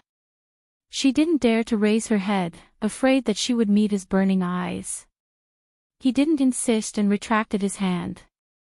At this moment, the hot water had already covered her legs and was slowly spreading to her waist. He took a clean towel and after wetting it, he gently wiped her back. He knew that she was tired and deliberately made his movements gentle, afraid that he would hurt her. After he finished wiping her back, he even pinched her shoulders and massaged her for 15 minutes. She kept her eyes closed and felt the numbing sensation of the towel wiping her body. Her white jade-like toes curled nervously. When he massaged her, it was very comfortable and she couldn't help but relax her body. However, she didn't let down her guard and covered her hands tightly. The towel had already been moved from her back to her front. His voice was hoarse. Let go of your hands. I'll wash it myself. She hugged her hands even tighter. Be good. Her hands couldn't block the charming scenery at all. Her half-covered appearance made her even more seductive. His mouth was dry and his heart was burning with fire, but he could only try to suppress it. She still wanted to resist, but he didn't give her a chance. He covered the back of her hands with his hands again and rubbed them hard. She couldn't help but moan. Her delicate cheeks were so red that they were about to bleed. His voice was even more hoarse. If you don't listen to me, I'll punish you. He rubbed them again with bad intentions, causing waves of numbness. She couldn't hold it in anymore and her shoulders twitched slightly. She couldn't help but loosen the strength of her hands. As a result, he had his hands all over her, splashing water everywhere. Although he had kept his promise and let her go at the last moment, she was still exhausted. She would never dare to take a bath with him again. That was simply torture without any light of day. He carried her back to the bed. She turned over and immediately fell asleep in his arms. He planted a tender kiss on her forehead and his handsome face looked even more charming with a smile. Now, whether it was legally or formally, she was his wife. Beauty novel, Shinwoo 799.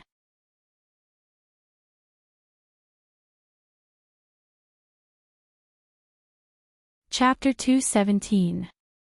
On Bailey Han and Xia Dong's wedding night, some people were happy while others were sad. Bai Lian changed into a sexy tight-fitting clothes, drove his flashy Lamborghini, and rushed into the nightclub, drunk and dreaming. On the huge stage, a group of scantily clad beauties were performing an erotic dance, but he turned a blind eye to it and poured hard liquor into his mouth like it didn't cost money. Handsome, it's boring to be alone. I'll accompany you. A beauty wearing a low-cut, revealing short skirt rubbed against him. He squinted his eyes and smiled. He pulled the beauty onto his lap and ambiguously moved his lips to her ear. Okay. The beauty stretched out her hands and wrapped them around his neck. Her pink peaks skillfully rubbed against his chest. Her voice was soft and seductive. Handsome, let's go to the hotel. He smiled wickedly and suddenly picked her up. He strode out and threw her into the back seat of the car before getting in himself. It's boring to go to the hotel. Why don't we do it here? Ever since he fell in love with Xia Dong, he hadn't messed around with a woman for a long time. Since she didn't want him, why should he keep his virginity for her? Okay, I've never tried that kind of thing in such an expensive car. The woman was like a snake as she climbed up his body. Her hands moved nimbly on his body. She stuck out her tongue and slowly licked his collarbone. When her head leaned against his abdomen, he suddenly grabbed her hair. Ouch! Ouch! The woman cried out in pain. He suddenly pushed her away and pulled up his pants. He coldly said, "Get lost." The woman angrily climbed up. "Are you crazy? You're crazy. Get lost right now." Bailey Yoon opened the car door, grabbed her arm and threw her out. The woman was furious.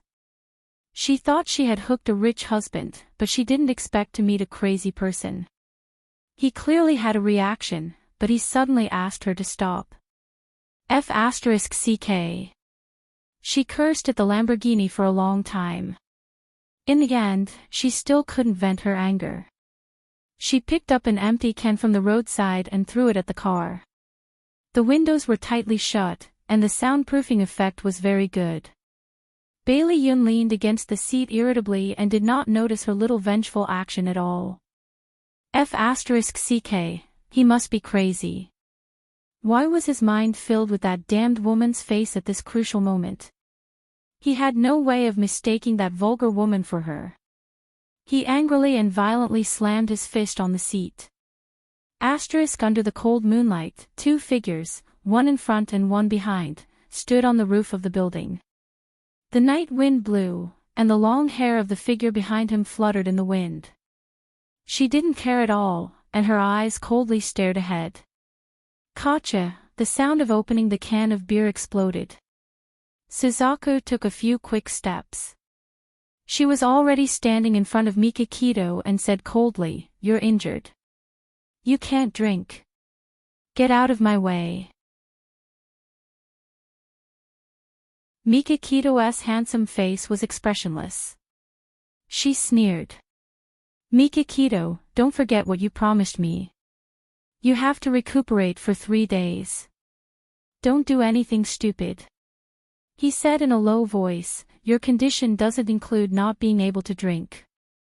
You're being shameless. Are you still a man?" Suzaku was furious. Who did she offend? Why was a killer following a man around every day like a nanny? She was worried that he would lose his rationality and do something that would hurt her. His eyes narrowed, and they pierced into her skin like needles. He suddenly stretched out his long arm and held her slender waist. "Why don't you try it yourself and see if I'm a man? Let go. Don't force me to make a move." She grabbed his wrist. If it weren't for the fact that he was injured, she would have thrown him over her shoulder and thrown him out. He snorted coldly and threw away the can in his left hand. His left hand reached for her waist again. "Aren't you going to make a move? What are you waiting for?" She wanted to curse, but her cold face twitched. "What is this? Are you trying to force me to make a move? I won't let you get away with it." The vermilion bird coldly snorted, and her figure suddenly spun rapidly like a spinning top. Seeing that she was about to escape from his encirclement, Baitangshan's eyes flashed, and his long legs swept out, aiming for her waist. If it was in the past, the vermilion bird would definitely turn around and retreat, and then sweep back. However, her target was the injured Baitangshan, and she knew that he was deliberately angering her in order to force her to exchange blows with him. Thus, she wouldn't foolishly attack. She retreated step by step while he closed in on her. Unknowingly, they had already exchanged a few moves. She frowned. If this continued, there would be no end to it. The vermilion bird suddenly stopped moving as Baitangshan ruthlessly punched towards her chest. He didn't expect that she would suddenly stop moving and wanted to withdraw his move, but it was already too late. He abruptly shifted his fist to the side by 3 centimeters, and his fist brushed past her left shoulder as it slid past. Even so, he still hit her left shoulder with 70% of his strength. She could almost hear the sound of her arm breaking. Her face was cold as she said indifferently, "Go back. Don't let Uncle Hanzo worry." Suzaku turned around to leave. Her left arm shook uncontrollably. It was really broken. Mikakito's eyes narrowed. He strode forward and grabbed her right arm. "Don't move. Your arm is broken." She turned back to look at him. Her eyes were calm as if she didn't feel pain at all. "You're fine even though you're injured so badly." "My small injury is nothing." He choked on her words. After 2 seconds of silence, he said coldly, "You're a woman. How can you compare yourself to me? I'm an assassin. Assassins don't discriminate between men and women." She suddenly curved her lips into a smile. Under the moonlight, there was a faint smile on her cold face. Her sexy red lips were as mesmerizing as a rose. Even her voice sounded warm. "Mikakito, don't be so willful. Go back." He was stunned. His face darkened. He gritted his teeth and said, "Are you lecturing me?" She smiled and raised her eyebrows. "You're my boss. How would I dare to lecture you? I'm just saying what I think of you." She was actually so blunt. The veins on Mikakito's forehead throbbed. He almost couldn't hold back his anger. But when he saw her left arm hanging by her side, he suppressed the anger in his heart. He said coldly, "Go back." She raised her eyebrows and followed behind him without a word. When they returned to the villa, the first thing Mikakito did was to call Miyamoto Hanzo over to treat her broken left arm. During this time, he received a call from Japan. He went out to answer the call. After the call ended, he was about to push the door open when he heard Miyamoto Hanzo's voice. "Xiaokei, what happened to your injury? Don't tell me it was Ashin who hit you." "Ah, Ashin really did such a thing. I did it myself." Suzaku's voice was cold. "But there are red and swollen marks on your arm. These are clearly marks left by a fist." Miyamoto Hanzo's voice was filled with dissatisfaction. Was Xiaokei questioning his professionalism? "I stood still on purpose, so I got injured." Her voice was still indifferent. "Why? Do you have masochistic tendencies?" Suzaku's mouth twitched. "I don't have that kind of hobby." She couldn't say it out loud. She just didn't want to see him continue to go crazy. Perhaps only when she gave up resisting could he regain his rationality. "Then why is it? Could it be that you can't bear to see him get injured?" Miyamoto Hanzo was really gossipy. Suzaku's eyes flashed. She stared coldly at Miyamoto Hanzo. "Uncle Hanzo, you seem to be talking too much." "Hee, so I guessed it right." "Xiaokei, don't be shy. Uncle can understand your feelings of not wanting your lover to get hurt. Think about how I used to." With great difficulty, Hanzo Miyamoto finally found a topic that he could talk about. He kept talking, and the blue veins on Vermilion Bird's forehead popped out. This old man, how could he be so self-righteous? How could she bear to see Mikakito get hurt? She was just keeping her promise. "That's right, that's it." Beitang Shin, who was standing at the door and inadvertently overheard their conversation, also had the veins on his forehead throbbing. Of course, he didn't believe Hanzo Miyamoto's words, but he was unhappy that Hanzo Miyamoto was making fun of him. Mikakito purposely made a big noise when she opened the door to interrupt Miyamoto Hanzo's endless recollection. "Uncle Hanzo, how's Suzaku's injury?" "Ha! Oh, her injury. It's not a problem. She'll recover in 2 weeks." Uncle Hanzo slapped his forehead. He had almost forgotten his main purpose of coming here. He started nagging again. "I've put a splint on your left arm. You can't use force, and you can't fight with others. I know. I'm not a 3-year-old kid. Suzaku was helpless. Uncle Hanzo chuckled. Who knows if you're as stubborn as Shin?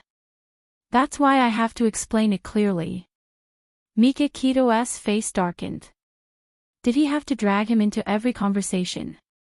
Where was his dignity as the boss? Miyamoto Hanzo said with a smile, Shin, since you're the one who caused Xiao Kei's injury, you have to take responsibility and take good care of her. Do you understand? I'll leave first. You guys can have a chat. The little old man quickly packed up his things and happily closed the door. When the two of them couldn't see him, he stroked his chin proudly and muttered, I'm so smart. Brother Tsuruchi, if Shin's marriage is settled, you have to thank me properly.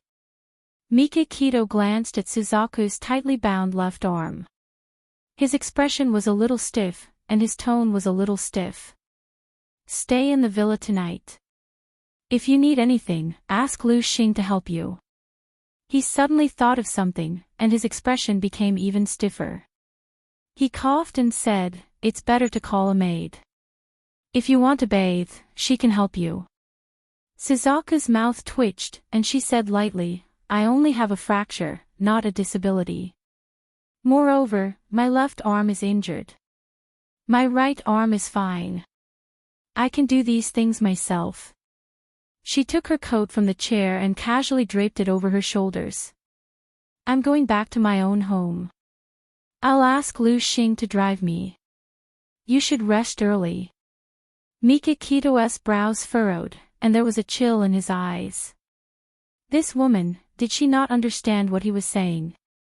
As the hall master, I order you to stay here tonight. She was speechless. All right, you win. Childish man. Beauty novel, Shinwu 799.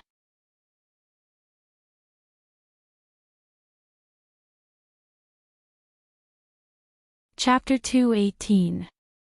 Late at night. The Su family was in a mess. Su Yunqian hadn't been heard from since she ran out of the church. Mrs. Su called her, but her phone was turned off. Although she was a little worried, she didn't think much about it. She thought that Su Yunqian wanted to be alone, so she turned off her phone. But at midnight, Su Yunqian still hadn't come home. Mrs. Su was anxious. Su Yunqian used to call her family when she didn't come home at night. But today, there was no news from her all day. Her family was wondering if she had an accident. Her eldest brother, Su Jin-en, asked his friends to search for Su Yunqian's whereabouts in a city. Mrs. Su didn't care about anything else. She called Bailey Han and woke him up from his sleep. She told him that Su Yunqian was missing and asked him where he used to go with Su Yunqian so that they could search for her. Bailey Han frowned, thought for a while, and said a few names. Mrs. Su sobbed on the other side of the phone. Han, sorry to trouble you. I won't disturb your rest. Auntie, please tell me if there's news about Yunqian. After ending the phone call, Bailey Han walked into the bedroom from the balcony. He was a little worried. Where would Yunqian go? Was it because he didn't give her any face at the church, so she took things too hard and did something stupid? He frowned deeply and sat on the bed. He didn't feel sleepy for a long time. He glanced at Xia Dong, who was sleeping soundly. He gritted his teeth, got up and changed his clothes. He bent down and kissed Xia Dong on the cheek. He whispered, Honey, I'm going out. I'll be back soon. There was little traffic on the road at midnight. Occasionally, he would meet 1 or 2 drunkards or homeless people. Bailey Han drove to many places, almost all the places where they used to date, but still couldn't find her. The uneasiness in his heart grew stronger and stronger. He also felt guilty. If something really happened to her, it must have something to do with him. Bailey Han glanced at the time. It was already 5:00 in the morning. He turned the car around and set off on his way back. He had to get back before Xia Dong woke up. Bailey Han had been running around for half the night, and his coat was cold. After he entered the room, he immediately changed his clothes and hung them on the hanger. He walked softly to the bed.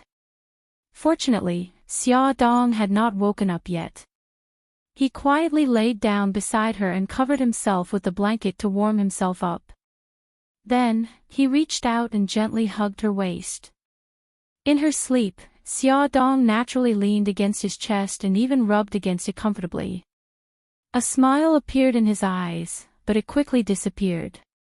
The worry in his heart was still there.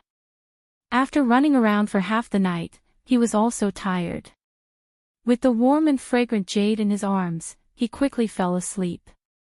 It wasn't until a ray of dazzling sunlight shone through the window that he slowly opened his eyes. His arms were empty, and the spot beside him was cold. He couldn't help but feel a little disappointed. He got out of bed, opened the glass door, and stood on the balcony to look down at the garden. He happened to see Xia Dong pushing old Master Yi in the garden to get some fresh air. Xia Dong pushed old Master Yi under the grape trellis and sat beside him. She opened the day's newspaper and softly read it for him. Although he probably couldn't understand it, she still read it very seriously. She had a warm smile on her face, and from time to time, she would give her thoughts after reading it. When Bailey Han walked to their side, he saw this scene. His heart softened. He gently held her shoulder from behind and said softly, "Honey, why are you up so early?" She turned to look at him with a smile on her face. "I just woke up earlier than you this morning." Because of her pregnancy, she was very sleepy. In the past, she used to wake up late every day. He smiled and rubbed his head against her hair. She patted the back of his hand. "Hubby, did you go out last night?" His eyes moved. "Why do you say that?" She smiled. "I woke up in the middle of the night and realized that you were gone. I waited for more than an hour, but you didn't come back. Unknowingly, I fell asleep again." He hugged her and asked sympathetically, "Did you cry this time?" She looked down shyly. "No, I knew that you wouldn't leave me behind." However, she was still very worried. She was worried that something might have happened to him. He couldn't help but kiss her face and said softly, "Honey, before I explain, you have to believe me. I don't have any other thoughts." "Okay, I believe you. You must have a reason." Her trust made him feel touched and warm. He explained calmly, "Last night, Mrs. Su called me and said that Su Yunqian was missing. I was worried that my actions yesterday had hurt her, so I drove out to look for her." Her beautiful brows furrowed slightly. "Su Yunqian is missing. Have you found her?" He said in a low voice, "Not yet." She tried to comfort him. "Hubby, don't worry. Maybe she just went to a friend's house or somewhere to relax." He looked into her eyes. "You're not angry with me?" She was amused. "What's there to be angry about? Do I look like a narrow-minded person?" She believed that he was feeling guilty and not because of anything else. His lips curved and his eyes were filled with love and adoration. He teased, "Of course not. My wife is so broad-minded that she can be a racetrack." She laughed. "I've only heard of people with broad-mindedness, but I've never heard of people with broad-mindedness. I've heard of it now. You're the first person in history." If Grandpa wasn't by his side, he would definitely pull her into his arms and be intimate with her. According to the plan, they would rest at home today and fly to Greece the next day for their honeymoon. However, because Su Yunqian was missing and Mrs. Su called to ask old Madame Han for help, old Madame Han discussed with the couple and decided to postpone their honeymoon until they found Su Yunqian's whereabouts. Bailey Han secretly mobilized the Dragon Gang to help find Su Yunqian. In the afternoon, Mrs. Su suddenly came to visit. Her eyes were red and swollen like peaches. When she saw old Madame Han, her tears fell and her body trembled. She couldn't even walk steadily. Bai Jinxiu quickly supported her. Huilan, don't worry. Yunqian will be fine. Mrs. Su's tears fell even harder. Her lips trembled and she couldn't say a word for a long time. With Bai Jinxiu's help, she sat on the sofa and wiped her tears. With difficulty, she said, Auntie, Jinxiu, Yunqian has been kidnapped. Bailey Han and Xia Dong were also present. When they heard this, their hearts tightened. Old Madame Han and Bai Jinxiu were shocked. How did this happen? Did you call the police? Mrs. Su sobbed and said, the kidnapper said that we can't call the police. If we do, he will kill her immediately. He also sent us a CD. I'm here today for this CD. She took out a CD from her handbag. The old butler stepped forward and put the CD into the CD player. Soon, a picture appeared on the wall-mounted TV screen. It seemed to be an enclosed space with white walls on 3 sides. There was a chair in front of it. Su Yunqian's body was tied to the chair. Her hair was messy and her head was broken. Blood flowed from her forehead to her cheek, and there were clear fingerprints on the other side of her cheek.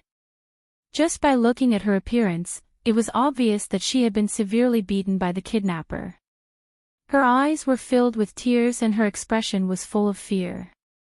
She held a piece of paper in her hand and read aloud in a trembling voice. Daddy, Mommy, I'm fine now. But if you don't do as the kidnapper said, I will be hurt soon. The kidnapper said that we can't call the police. If we do, he will kill me immediately. He also said that if you don't meet his conditions, he will. Tears rolled down her face. She looked up and begged, I beg you, let me go home. No matter how much money you want, my daddy will pay you. There was a clear click from the CD. Bailey Han could tell that it was the sound of a bullet being loaded. It should be the person who took the CD threatening Su Yunqian. Su Yunqian cried and shook her head. Don't shoot, don't shoot. I'll read it. He also said that if you don't meet his conditions, he will rape me. After reading this sentence, she was already sobbing. After almost a minute, she continued to read, the kidnapper's conditions are that Bailey Han and Xia Dong get a divorce within 3 days.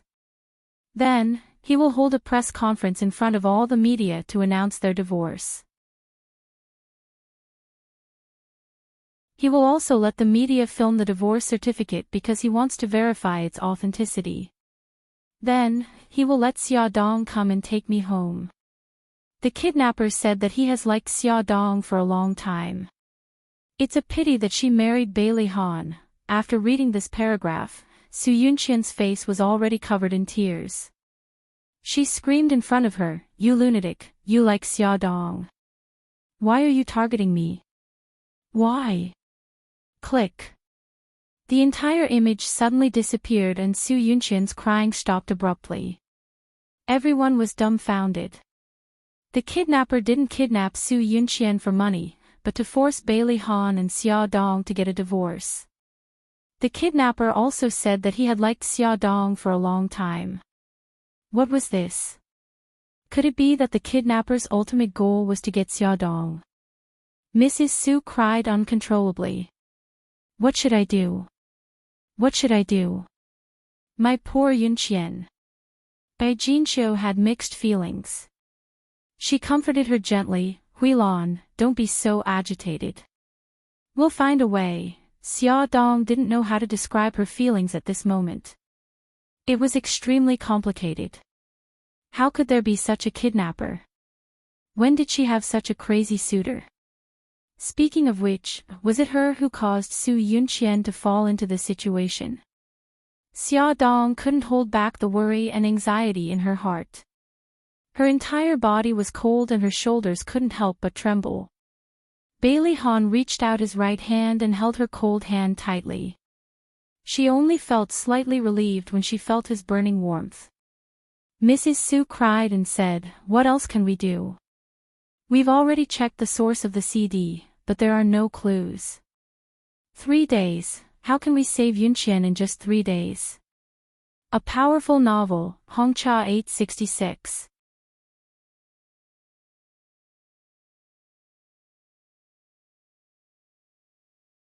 Chapter 219. Bailey Han said in a low voice, "Play the CD again. Maybe we can find some clues from it." The CD was played again and again. Every time Mrs. Su heard Su Yunqian's cries, she would shed tears of sadness. Unfortunately, they couldn't find any clues from the CD. It was a completely enclosed space with snow-white walls. There were no landmarks, not even a window. Other than Su Yunqian's cries and the sound of bullets being loaded, they couldn't hear anything else. There was no way to identify their environment through the sounds. Everyone was silent. In the entire living room, only Su Yunqian's hysterical cries could be heard. "You're crazy. You like Xiaodong. Why are you targeting me? Why?"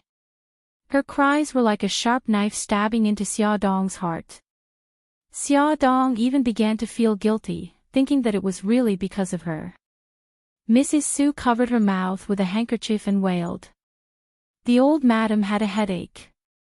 She held her forehead with one hand and frowned. After a long silence, she said, "I think we should ask the police to help secretly. They have so many experts in solving cases. Maybe they can dig out some useful information." Bai Jinqiu agreed. "Huilan, the old madam is right. We should ask the police for help." Mrs. Su wiped her tears. "What if the kidnapper finds out and wants to harm Yunqian?" The old madam said, "Of course we have to find someone we can trust. Han, call the chief now and ask him for help." Bailey Han held Xiaodong's hand tightly and gave her a reassuring look. Then he walked to the landline and called the chief of the police station. He briefly explained the situation. The chief immediately said that he would immediately send someone he could trust to the old mansion to understand the situation. Half an hour later, 2 young policemen in civilian clothes and driving an off-road vehicle arrived at the old mansion. They took out their IDs and said that they were police officers from the Major Crimes Division. After some small talk, they got to the point. A policeman named Wang Kai took out a recording pen. "Mrs. Su, please describe the situation before the crime in detail." With the police present, Mrs. Su finally controlled her emotions. She took a deep breath and said slowly, "At that time, Yunqian and I were attending Han's wedding at the church. Yunqian left halfway because of something. I chased after her, but I was surrounded by reporters. When I got out of the encirclement, Yunqian was already gone. I called her, but her phone was turned off. I didn't pay much attention to it at that time. I guessed that she was just going somewhere to relax and would be back soon. But until midnight last night, she still hadn't come home. When I called her, her phone was still turned off. That's when I realized that something was wrong." Wang Kai asked, "How long has it been since you chased after her and found that she was gone?" Mrs. Su thought for a moment and said, "About half an hour."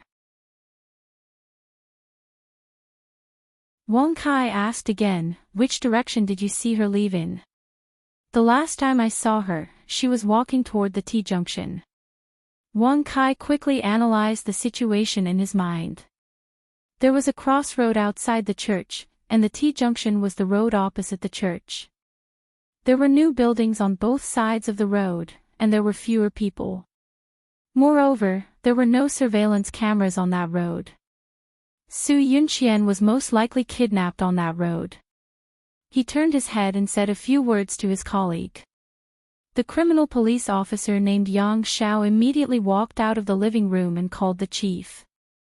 He briefly explained Wang Kai's analysis of the situation and asked the chief to send someone to the T-junction to look for witnesses. Wang Kai asked Mrs. Su a few more questions about Su Yunqian's social life. He wanted to know if she had offended anyone or gotten into a dispute with anyone. The answer he got was of course negative. In front of everyone, Su Yunqian was an elegant and kind goddess. Mrs. Su didn't think that she would get into a dispute with anyone at all. Let's take a look at the CD now. Wang Kai opened the CD. He frowned and carefully observed every detail. He listened carefully to every word Su Yunqian said. Yang Xiao was also taking notes. Just like Bailey Han, they didn't find anything iconic through the video.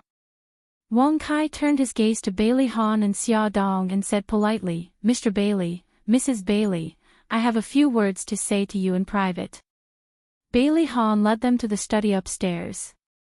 Wang Kai said, "Based on the analysis of the content of the video, the kidnapper should be someone who knows Mr. Bailey and Mrs. Bailey. Please think carefully. Among the people you know, is there anyone suspicious? For example, Mrs. Bailey's admirer." Xia Dong had been thinking about this question for a long time. She pursed her lips and said, "No, I can't think of such a person. Can you tell me who your admirers are?" She glanced at Bailey Han awkwardly. Bailey Han nodded slightly and held her hand. She gritted her teeth and said, "There are only two admirers I know, Mika Keto and Bailey Yun. Mika Keto, the president of Boao Group." Xia Dong nodded. "I've always treated him as my big brother. I know him well. He wouldn't do such a thing." Wang Kai coughed. "Mrs. Bailey, we need to investigate whether Mika Keto is innocent before we can make a judgment. As for Bailey Yun, has he been acting strangely recently?" Bailey Han said in a low voice, "It can't be Yun. Yun was in the United States and just came back yesterday. Moreover, he walked into the church after Su Yunqian left." Wang Kai didn't comment and asked, "Mrs. Bailey, have you encountered anything strange, such as being followed?" Generally, perverted admirers like to follow the person they liked. Xia Dong thought carefully and shook her head. "No." Bailey Han frowned and said, "Actually, there's another possibility. That is, the kidnapper deliberately released a smoke bomb to frame my wife. He's not an admirer at all." Wang Kai nodded. "That's also possible. Mrs. Bailey, have you ever had a grudge with anyone?" "Yes, her name is Su Xingqin. She's my half-sister." Xia Dong felt that it was quite ironic. Strictly speaking, Su Yunqian also had a grudge with her. Wang Kai asked Bailey Han a few more questions and then ended the conversation. After going to the living room, he said goodbye. "Madam, Mrs. Su, we have a general understanding of the situation. We will start the investigation as soon as possible. We need to bring this CD back to the police station for technical analysis. If the kidnapper sends any new information or if you think of any clues, please contact us immediately." Madam Su smiled politely. "Okay, thank you. Butler, see the guests out." The police immediately launched a secret investigation and questioned Mika Keto and Bailey Yun in detail. Both of them had witnesses who testified that they were not at the scene of the crime. The Su family spent the day in panic.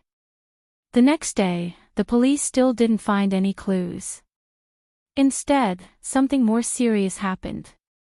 A video appeared on the internet.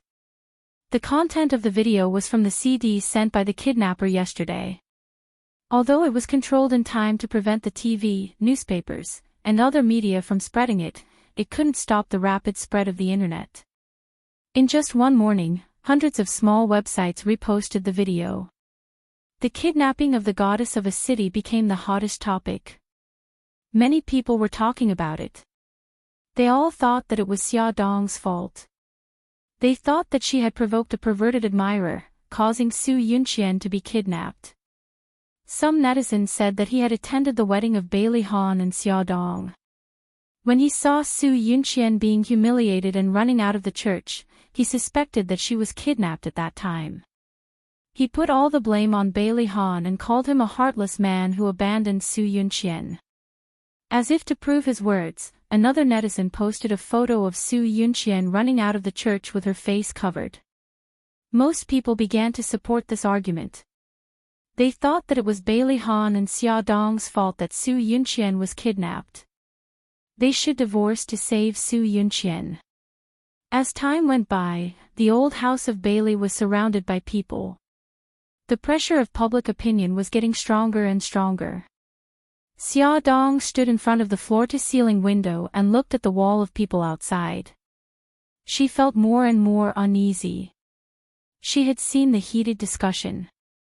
If they really couldn't find any clues about the kidnapper, there was only one way left. Did she really want to divorce Bailey Han? Bailey Han pulled her away from the window and sat her on the sofa. He held her in his arms and said softly, "Honey, don't listen to their nonsense. It's not your fault. Honey, what if the police can't find any clues?" Bailey Han said in a low voice, "It won't happen. There must be a way." She stared at him uneasily. "What if there isn't a way? Are you going to divorce me?" "No." He blurted out almost without thinking, "The kidnapper's request is for us to divorce and for you to pick up Su Yunqian. Isn't this a disguised way of exchanging you for Su Yunqian?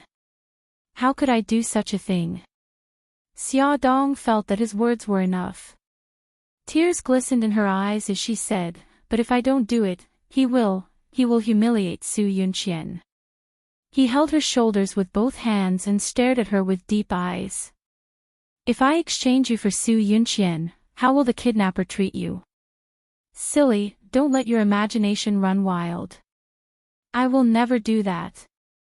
Bailey Han felt that this matter was very strange. It seemed that the kidnapper was deliberately targeting himself and Xia Dong. It was very likely that the kidnapper had a grudge against Xia Dong. He had asked the Dragon Gang to secretly monitor Su Xingchen before, but they didn't get any useful information. He also suspected his godfather, but his godfather seemed to have disappeared without a trace. The Dragon Gang went to his godfather's lair to check, but they didn't find any clues either. Soon, Beitangshan also found out about this matter. He quickly gathered the hackers and asked them to delete the video on the internet as quickly as possible. He also asked them to delete all the negative comments about Xia Dong. However, he still couldn't stop the people from talking. Come and see, Hongcha 866.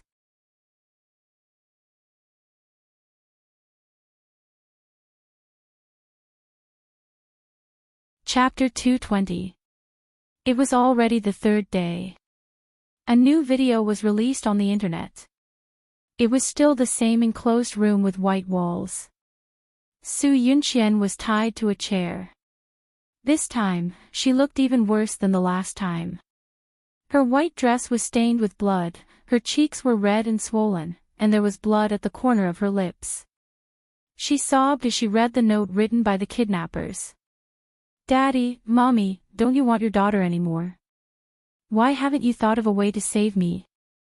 There are only 10 hours left until midnight. If Bailey Han and Xia Dong don't divorce, the kidnappers will really rape me. Sob, please, let me go." The next 2 minutes were filled with Su Yunqian's pleas. The camera even gave a close-up of her face. Her sad and desperate eyes and tear-stained face moved everyone. At the end of the video, she was bawling her eyes out. "Daddy, Mommy, please, save me. I don't want to die," she said in a muffled voice. This video was widely shared and many people shed tears of sympathy. Everyone blamed Bailey Han and Xia Dong and asked them to take responsibility and divorce to save Su Yunqian. The Su family saw the video immediately. Mrs. Su was heartbroken. She immediately went to Bailey's old house with the help of the servants. After entering the living room, she knelt in front of Bailey Han and Xia Dong without saying a word and cried, "Ao Han, Xia Dong, I beg you, save my daughter. Please save my daughter." Auntie, please get up first. We can talk about it slowly. Xia Dong quickly bent down to help her up. Bailey Jing also helped her. Auntie, what are you doing? Please get up first. We can talk about it calmly. Mrs. Su knelt on the ground and cried with her hands covering her mouth.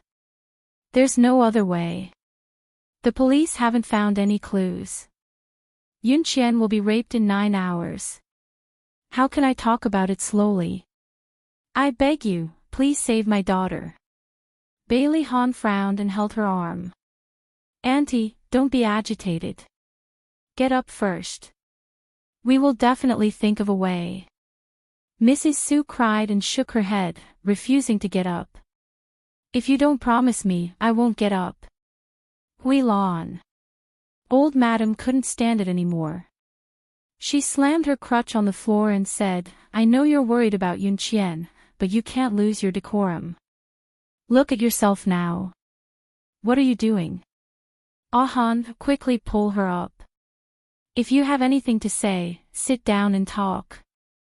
After all, the old madam was still dignified, and Mrs. Su still had to be careful of her. She sat down on the sofa with everyone's help, and tears rolled down her face. Auntie, I only have one daughter. Yun Qian has never made enemies with anyone. Why did this happen to her? I'm here today to beg you to help her. If she is raped by the kidnappers, then her life will be ruined. Mrs. Su's words seemed to be pleading, but in fact, they implied deep dissatisfaction. Like the public opinion outside, she also believed that it was Bailey Han and Xia Dong's fault that her daughter was kidnapped. Old Madam narrowed her eyes and said in a low voice, there are still 9 hours before the kidnapper's deadline. The police are in full swing. It's too early to panic. But if the police can't find anything, are we just going to watch Yun Qian be raped? Mrs. Su covered her mouth and cried. Old Madam's expression froze. Mrs. Su cried even louder. Ah Han, Xia Dong, I beg you, please save Yun Qian. You can divorce first. When the kidnappers release Yun Qian, you can remarry. It won't affect you too much. Bailey Han's eyes were complicated. The kidnapper's request was obviously aimed at him and Xia. Then, Yun Qian was really innocent and implicated. He felt guilty, but he absolutely couldn't exchange Xia Dong for Su Yun Qian. He held Xia Dong's hand tightly and said in a low voice, Auntie, the kidnappers not only asked us to divorce, but also asked Xia to pick up Yun Qian. This is a disguised request to replace Yun Qian with Xia. I can't do that. Then you can just stand by and watch Yun Qian get raped. Ah Han, don't forget, 5 years ago, you had a car accident and almost lost your legs. Who was the one who protected you and helped you stand up again? Bailey Han gritted his teeth. I know, I haven't forgotten. I owe Yun Qian a favor, but Xia is my wife. That can't be changed in this life. I can't let any harm come to her. Auntie, there's still time. I'll find a way to save Yun Qian. The old lady said, instead of sitting here and wasting time, it's better to find a way to find Yun Qian's whereabouts. Ah Han, contact the police and ask them if there's any new progress. After investigation, the police found a witness near the T Street. The witness said that he saw a woman walking on the street, and then a black Santana suddenly braked. The person in the car seemed to have an argument with the woman, and the woman was pulled into the car. The police took Su Yunqian's photo and asked the witness to identify the woman who was taken away. They confirmed that the woman was Su Yunqian. The witness remembered the license plate number, and the police found that the Santana belonged to a car rental company. The car rental company had returned the car yesterday. The police checked the ID number left by the car rental company and found that it was a fake one. 4 hours later, the identity of the car rental company was still not found.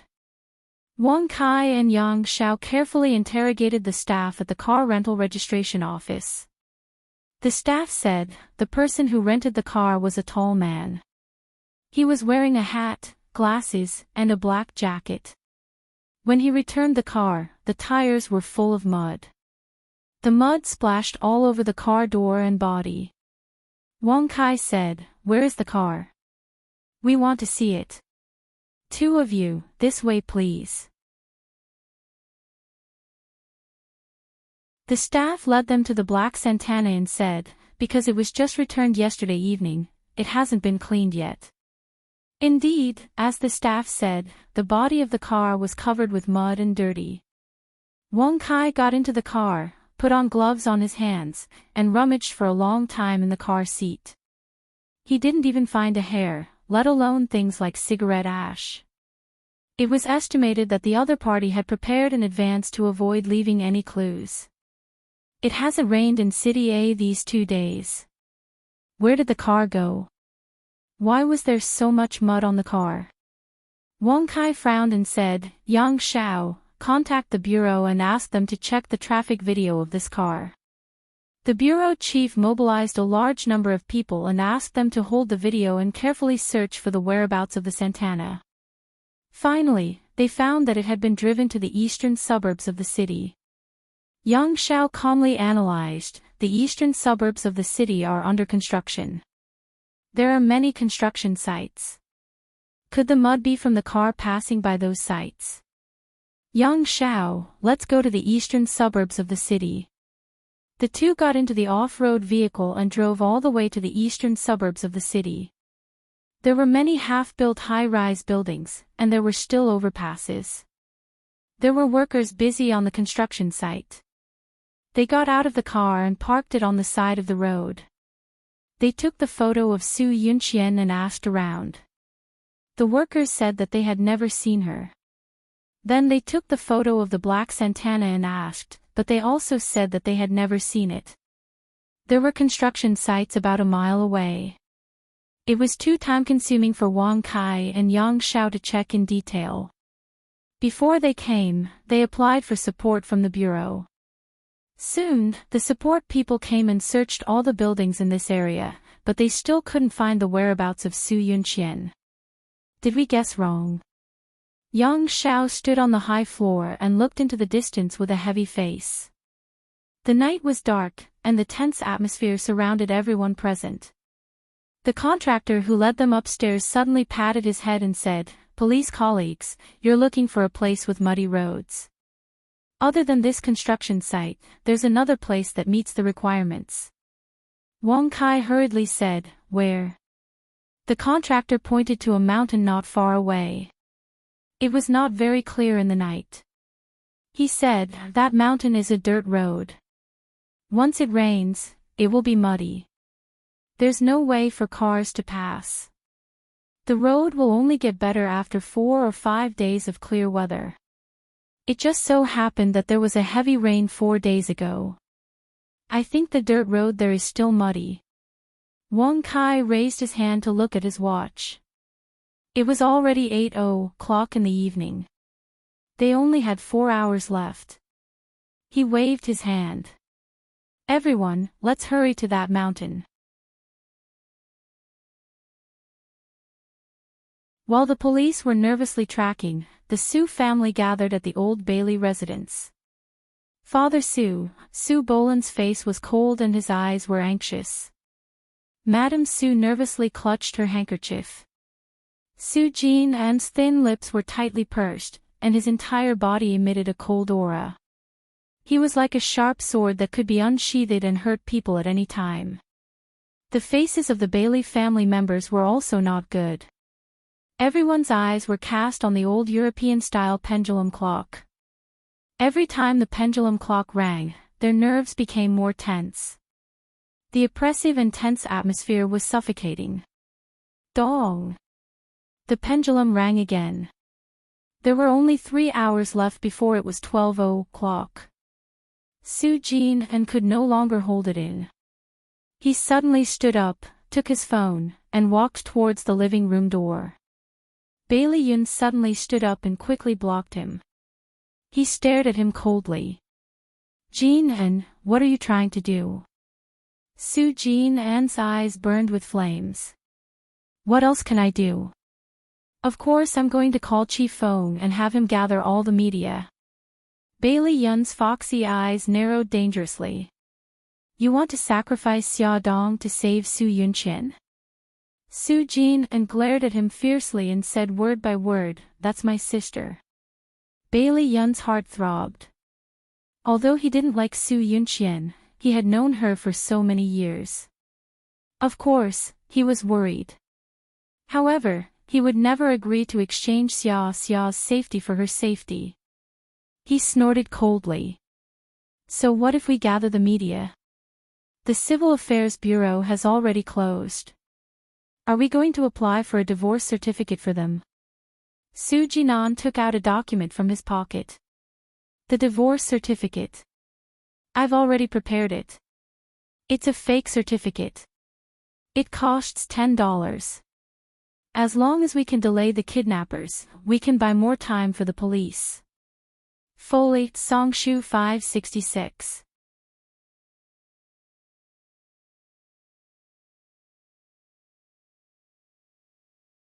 Chapter 221. He didn't expect Su Jin-an to have prepared a fake divorce certificate. Bailey Yun seemed to have no reason to stop him. Xia Dong suddenly stepped forward and said, I agree. Everyone's eyes were on her. She pursed her lips and said, I agree to hold a press conference. Mr. Su, please contact Mr. Xiao. Bailey Han's eyes suddenly narrowed. He suddenly grabbed her wrist and said in a low voice, Jin-an, wait for another hour. I believe the police will find Yunqian. No need to wait. Xia Dong tilted her head and smiled at him. If there are only 2 hours left, Mr. Xiao won't have enough time to contact the media. Ah Han, it's just a fake divorce, isn't it? He stared into her eyes seriously and said firmly, it's just a fake divorce. He would never put her in danger. After Xiao Qifeng received Su Jin-an's call, he quickly informed his assistant to contact the gold medal reporters of various media outlets and the hotel to prepare the venue for the press conference. Everything was settled. There was only an hour left, but there was still no good news from the police. Everyone rushed to the press conference venue with heavy hearts. The venue was filled with reporters. Many of these people had just crawled out of bed and were still a little dispirited. However, when they saw the people from the Su family and the Bailey family appear, it was as if they had been injected with chicken blood. Their spirits were lifted and they were ready to shoot. Bailey Han and Xia Dong sat in the middle of the stage. There was a small red book in front of them. The reporters sitting in front of them immediately guessed that it was the divorce certificate. As time passed, the venue gradually quieted down. There was no sound at all. Everyone's nerves were stretched taut. The Su family members sitting in the first row kept looking at the watch on their wrists. Their hearts were about to stop. Tick-tock, tick-tock. 10 minutes left. 9 minutes, 8 minutes, only 6 minutes left until 12 o'clock.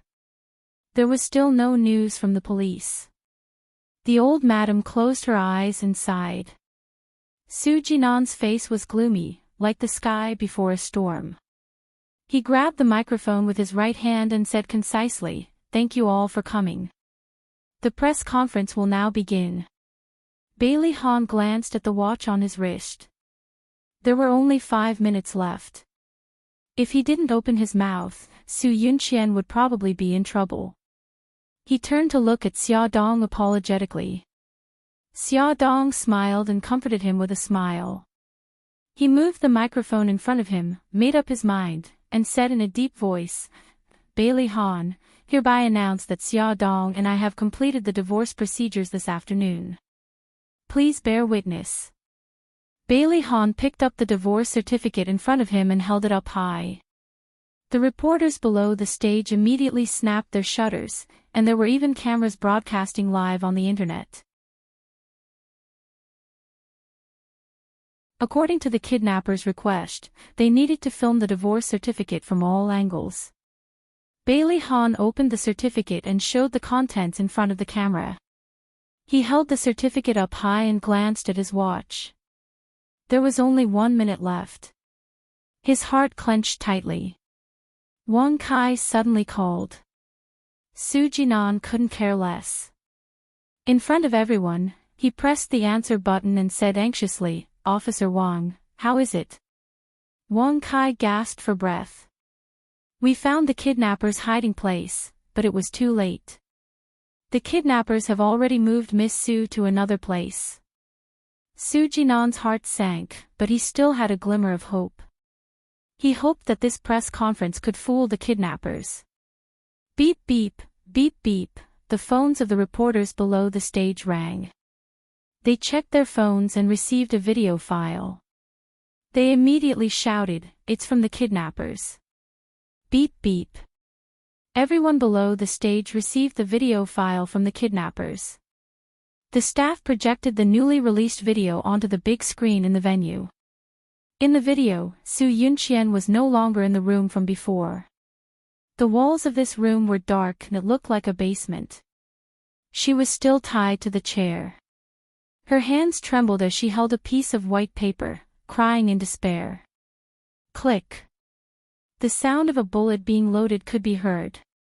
She was forced to suppress her cries under the kidnappers' coercion. Trembling, she read the contents of the paper aloud. Bailey Han, Xia Dong, your divorce certificate is fake. You want to fool me. You're too naive. I gave you a chance, but you didn't cherish it. Now, in front of all of you, I'm going to take Su Yunqian. She wailed loudly and couldn't read anymore. A hand suddenly appeared on the screen. The hand was wearing a rubber glove. It grabbed Su Yunqian's hair and slammed her against the back of the chair. She was in so much pain that her face was distorted. "Ah, it hurts, please, let me go." A black figure appeared on the screen. His back was facing the camera, and his face was covered by a mask. It was impossible to see his face clearly. The position he stood at was very skillful, and it was just right for Su Yunqian to be exposed to the camera. He untied the rope around her waist and pushed her to the ground. Su Yunqian's hands and feet were still tied. She crawled on the ground in despair and stepped back. "Please, don't come over, don't come over." The man approached her step by step, grabbed her hair, and slapped her hard on the cheek. "What should we do? What should we do?" Mrs. Su was about to break down when she saw her daughter being abused. She shook Su Bolan's arm fiercely. "Honey, what should we do? How can we save Yunqian?" The old lady closed her eyes in despair. Her ears were filled with Su Yunqian's painful screams. Bai Jinqiu was so scared that her face turned pale. Xia Dong was so nervous that her heart almost stopped beating. She stared at the screen and dug her nails into her palms. "It's all my fault. If I hadn't really gotten a divorce, I wouldn't have caused her to be murdered." Bailey Han's heart ached. The guilt almost suffocated him, but he didn't regret it at all. The kidnappers were ruthless and could do anything. Even if he really divorced, the kidnappers would still let Xia Dong take Su Yunqian's place to suffer. Some reporters were filming the reaction of the Su family and Bailey's family. Su Jinan was furious. Like a crazy beast, he suddenly rushed forward, grabbed all their cameras, and smashed them on the ground. These reporters had no sympathy. The victim's family was already so sad, but they only knew how to film the news and catch the hot news. "Let me go, you bastard, let me go," a tragic cry came from the big screen. At this time, Su Yunqian had been pinned down by the man in black. Her clothes had been torn, revealing her white and tender skin. The man in black grabbed her hands and put them above her head. His other hand reached to her feet and untied the rope around her ankles. Her legs were free, and she immediately kicked the man on top of her. The man didn't move at all. He waved his hand, and 2 more hands appeared on the screen. They grabbed Su Yunqian's feet from behind and pulled them apart. Su Yunqian was like a fish on the chopping board, waiting to be slaughtered. The photographer took a close-up of her face. Her face was full of despair, and her eyes were unfocused. She kept screaming, "Go away, go away." The man controlled her hands with one hand, and touched her chest with the other. Because of the angle of the camera, her chest was not completely exposed. Part of it was blocked by the man's body, but from the man's actions, everyone could guess. The man's hand reached between her legs. There was only a tearing sound. The man threw a pair of torn underwear in front of her, deliberately letting everyone see it clearly. "You beast, I'll kill you." Su Yunqian was still making her last struggle. She suddenly raised her head and bit the man's arm. The man raised his other hand and slapped her face. Her head suddenly tilted and hit the floor. Mrs. Su couldn't bear it anymore and fainted in Su Bolin's arms. Su Bolin pinched her philtrum. Bai Jinqiu's face was pale. She put her hands together and prayed to the gods to save Su Yunqian's life. "Don't play it anymore. Turn it off, quickly turn it off." Su Jin and rushed to the staff like a madman and turned off the video. However, all the reporters in the audience received the video file. He could turn off the video on the computer, but how could he turn off the other people's phones? A painful howl came from the phone and echoed throughout the press conference. The man in black lay on Su Yunqian's body and moved his body. Everyone knew what that meant. Some people couldn't watch it anymore and turned off the video. There were also female reporters who shed tears of sympathy. Without the kidnapper's contact information, they couldn't communicate with him directly. They didn't even have the chance to stop. Su Jin and was desperate and regretful. He should have insisted on Bailey Han and Xia Dong divorce. Then, he wouldn't have caused his own sister to be humiliated. He slammed his fist on the table and blood flowed down the back of his hand. He suddenly turned his head and glared fiercely at Bailey Han with anger and pain in his eyes. Before anyone could react, he pounced on Bailey Han like a raging lion and punched Bailey Han's face. Bailey Han didn't dodge, nor did he counterattack. He forcefully took on the heavy punch that was filled with anger. Click, click, click. The camera flashes kept going. Some reporters wanted to see the world in chaos. Su Jin's eyes were bloodshot. He waved his fist and wanted to punch him again. The staff next to him reacted and quickly grabbed his arm. Su Jin was so strong that it took 2 staff members to hold him back. His handsome face was distorted with anger. He glared at Bailey Han. "Bailey Han, you bastard. It's all your fault. If it weren't for you, Yunqian wouldn't be in trouble. Let me go. I'm going to kill that bastard." Bailey Han's cheeks were swollen and there was blood on the corner of his lips. He didn't dodge or avoid. He stood like a statue and said in a low voice, "Let him go." Welfare, Xinwu 799.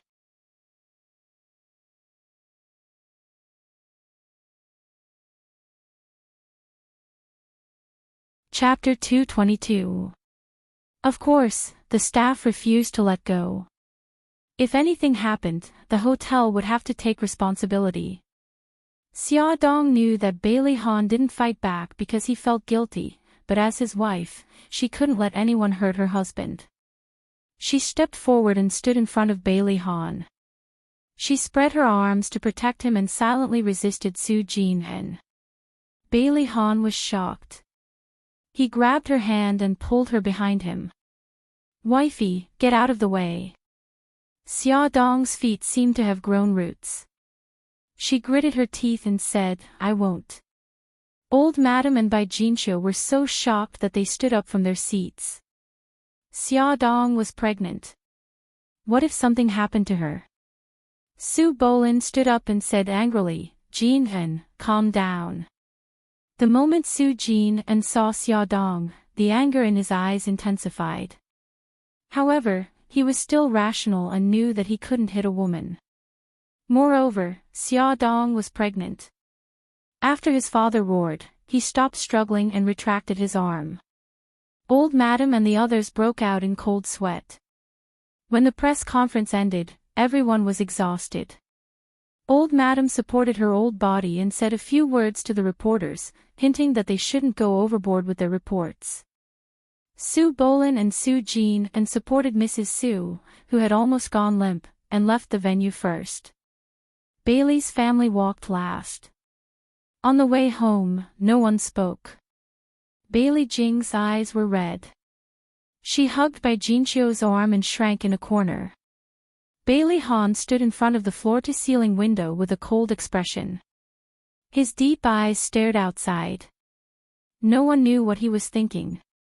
Xia Dong took the ointment that could quickly treat external injuries from Xiao Bao and quietly walked in front of Bailey Han. She applied some ointment on her finger and stood on her tiptoes to wipe the wound on his cheek. He was like a puppet, allowing her to do as she wished without any reaction. She wiped it bit by bit, her heart aching.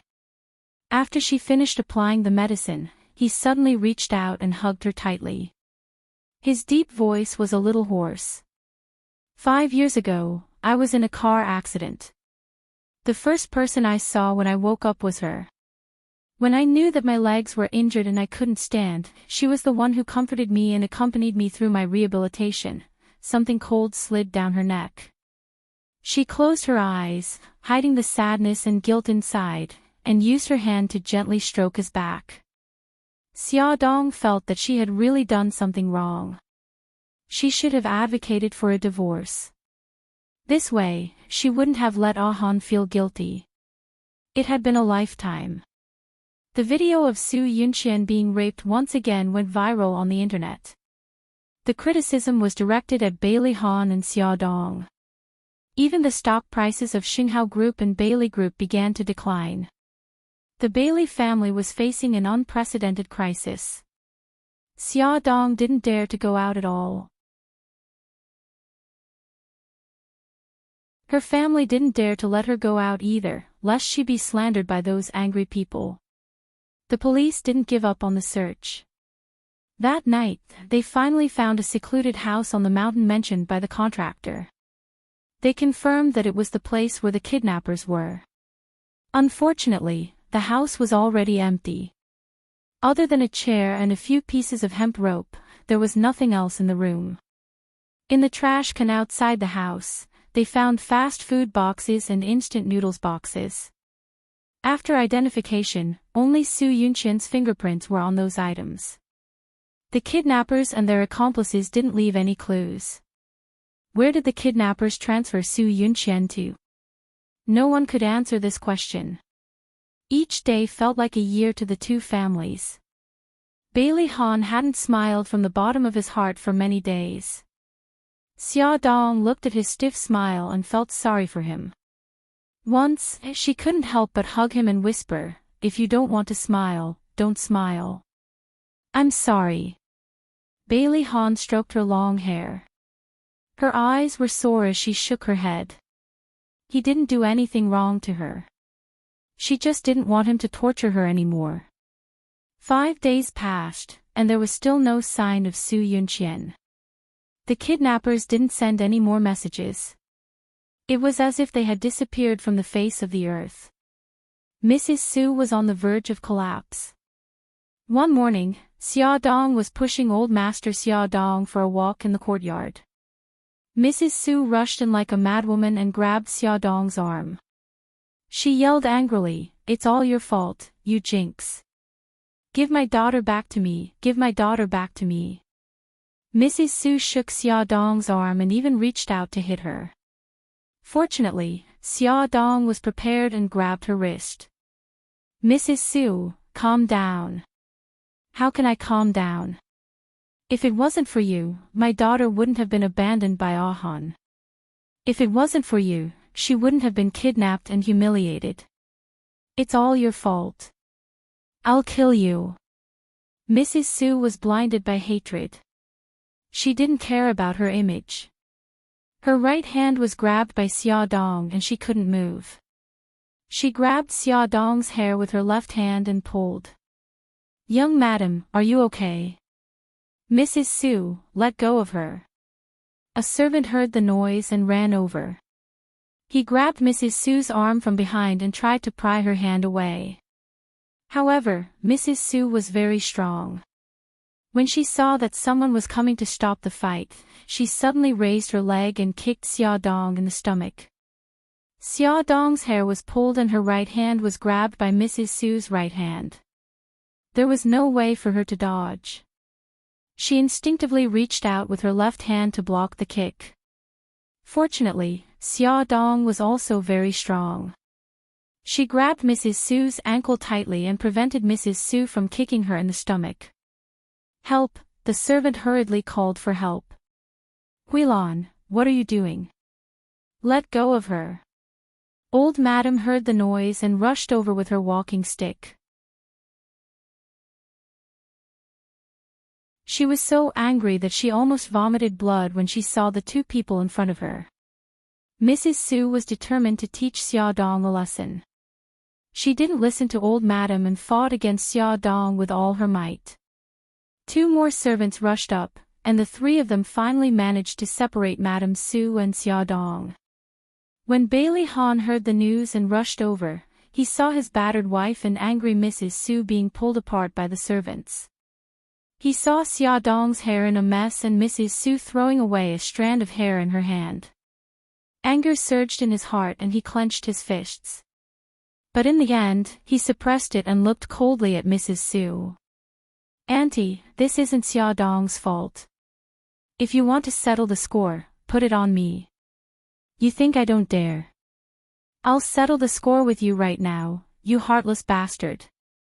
If it weren't for you, Yunqian wouldn't have run out of the church and been kidnapped." Mrs. Su only had hatred in her heart. She rushed up and slapped him on the cheek. Bailey Han didn't dodge. He took the slap. She reached out to hit him again, but Bailey Han easily grabbed her wrist and said coldly, "Auntie, calm down. Look at yourself now. You're no different from a shrew." Mrs. Su felt a sharp pain in her wrist, which seemed to irritate her nerves. She dazedly let go of her hand and slumped into the chair, crying loudly. "Yunqian, my daughter, where are you?" Mrs. Su cried her heart out. Old Madam couldn't help but tear up. She walked up and patted her shoulder gently. "Huilan, don't be sad. Yunqian will come back." "Auntie, what should we do?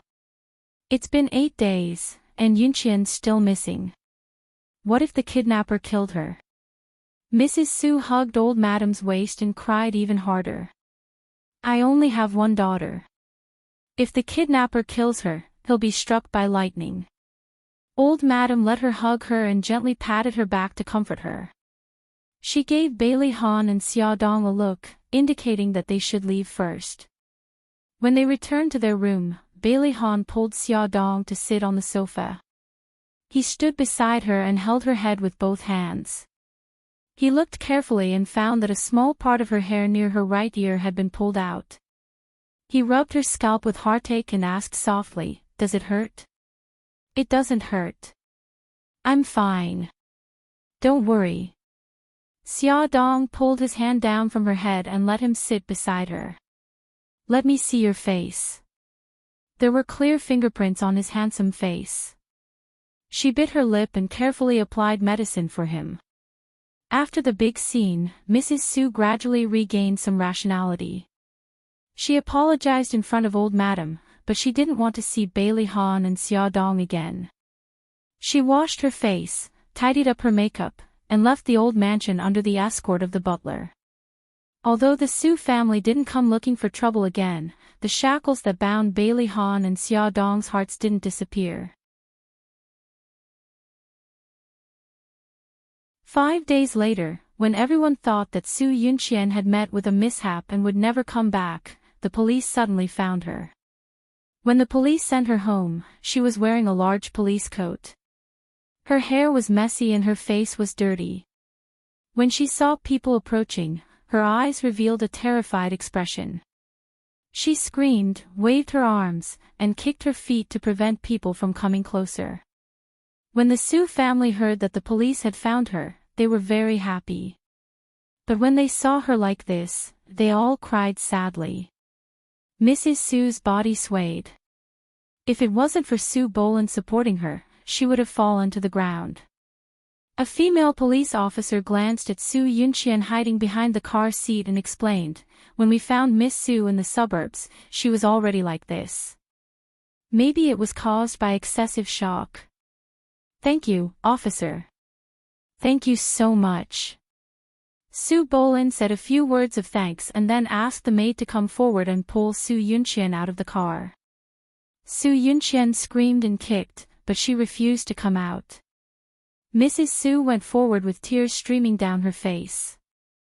"Yunqian, my good daughter, I'm your mommy. Come out, mommy will take you home." Sue Yunqian acted as if she didn't know her. There was no other expression in her eyes except for fear. She hid behind the car seat in fear and screamed, go away, don't come over. My good daughter, it's me. I'm your mommy." Mrs. Sue didn't expect her daughter to not recognize her. Her heart ached so much that she cried. Mrs. Sue didn't give up. She called her name softly and kept comforting her. She gradually calmed down and wasn't as agitated as before. Her eyes were filled with confusion. Mommy. Awesome novel, Shinwu 799.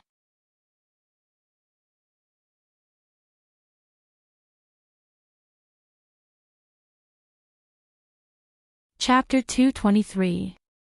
Yes, it's me. I'm your mommy. Yunqian, come here and let mommy hug you. Hearing her daughter call her, even if it was a question, she was overjoyed and opened her arms. Sue Yunqian bit her lips and seemed to be hesitating. She was like a frightened rabbit, quietly poking her head out a little. But when she saw so many strangers outside, she immediately shrank back in shock. Madame Sue quickly waved her hand. "Hubby, Jinan, back away." She patiently opened her arms and said softly, "Yunqian, I'm your mommy. I won't hurt you. Come here, let's go home." Sue Yunqian carefully took a few steps forward and secretly glanced at the people outside. Sue Boland and the others were far away. Madame Sue gently called a few more times. Sue Yunqian finally gathered her courage and carefully got out of the car and into her arms. Madame Sue held back her tears and gently patted her back. "Good girl, mommy will take you home. No one will hurt you anymore." It was not until Sue Yunqian got out of the car that everyone saw clearly that her legs were also covered with wounds. Some were from being beaten, and some were from being scratched by branches. Everyone was heartbroken. Sue Boland couldn't help but ask the female police officer in a low voice, "Officer, how did you find my daughter?" The female police officer said, "Someone found Miss Sue in the suburbs and called the police. When we arrived, Miss Sue was pacing back and forth by the riverbank. She was not in a clear state of mind. I think she escaped by herself." Still no news of the kidnapper? Sue Boland's eyes were filled with hatred. If he knew who was harming his daughter, he would definitely let that person die a horrible death. "I'm sorry, there are no clues at the moment. If there is any news, we will inform you immediately." Sue Boland thanked her again. The female police officer got into the car and returned to the police station. Because Sue Yunqian was afraid of strangers, Sue Jinan had already asked the servants to leave. He and Sue Boland also stayed far away. They didn't dare to get close, fearing that they would trigger her emotions. Mrs. Sue helped Sue Yunqian up the stairs and back to her room. She hugged her shoulders and curled up on the sofa, shivering. Her eyes were unfocused, and there was only confusion in them. Mrs. Sue's heart ached. She hugged her tightly and said softly, "Yunqian, don't be afraid. You're home now. Daddy and Mommy will protect you. Su Yunqian didn't say a word. She stared blankly at her bare feet, her shoulders trembling slightly. Yunqian, Mommy will help you take a bath, then you can have a good sleep, okay? Mrs. Su gently tidied up her messy long hair. She still didn't say anything, so Mrs. Su took it as a yes. She held her hand and walked her to the bathroom. She turned on the hot water and asked Gigai to wait inside while she went out to get a clean towel and a bathrobe. The hot water flowed slowly, and the water in the bathtub gradually overflowed. Yunqian, come, take off your clothes first. Mrs. Su put her hands on her shoulders, intending to take off her jacket. She suddenly screamed as if she had gone crazy. Go away, don't touch me. She hugged her chest in horror and shivered as she stepped back.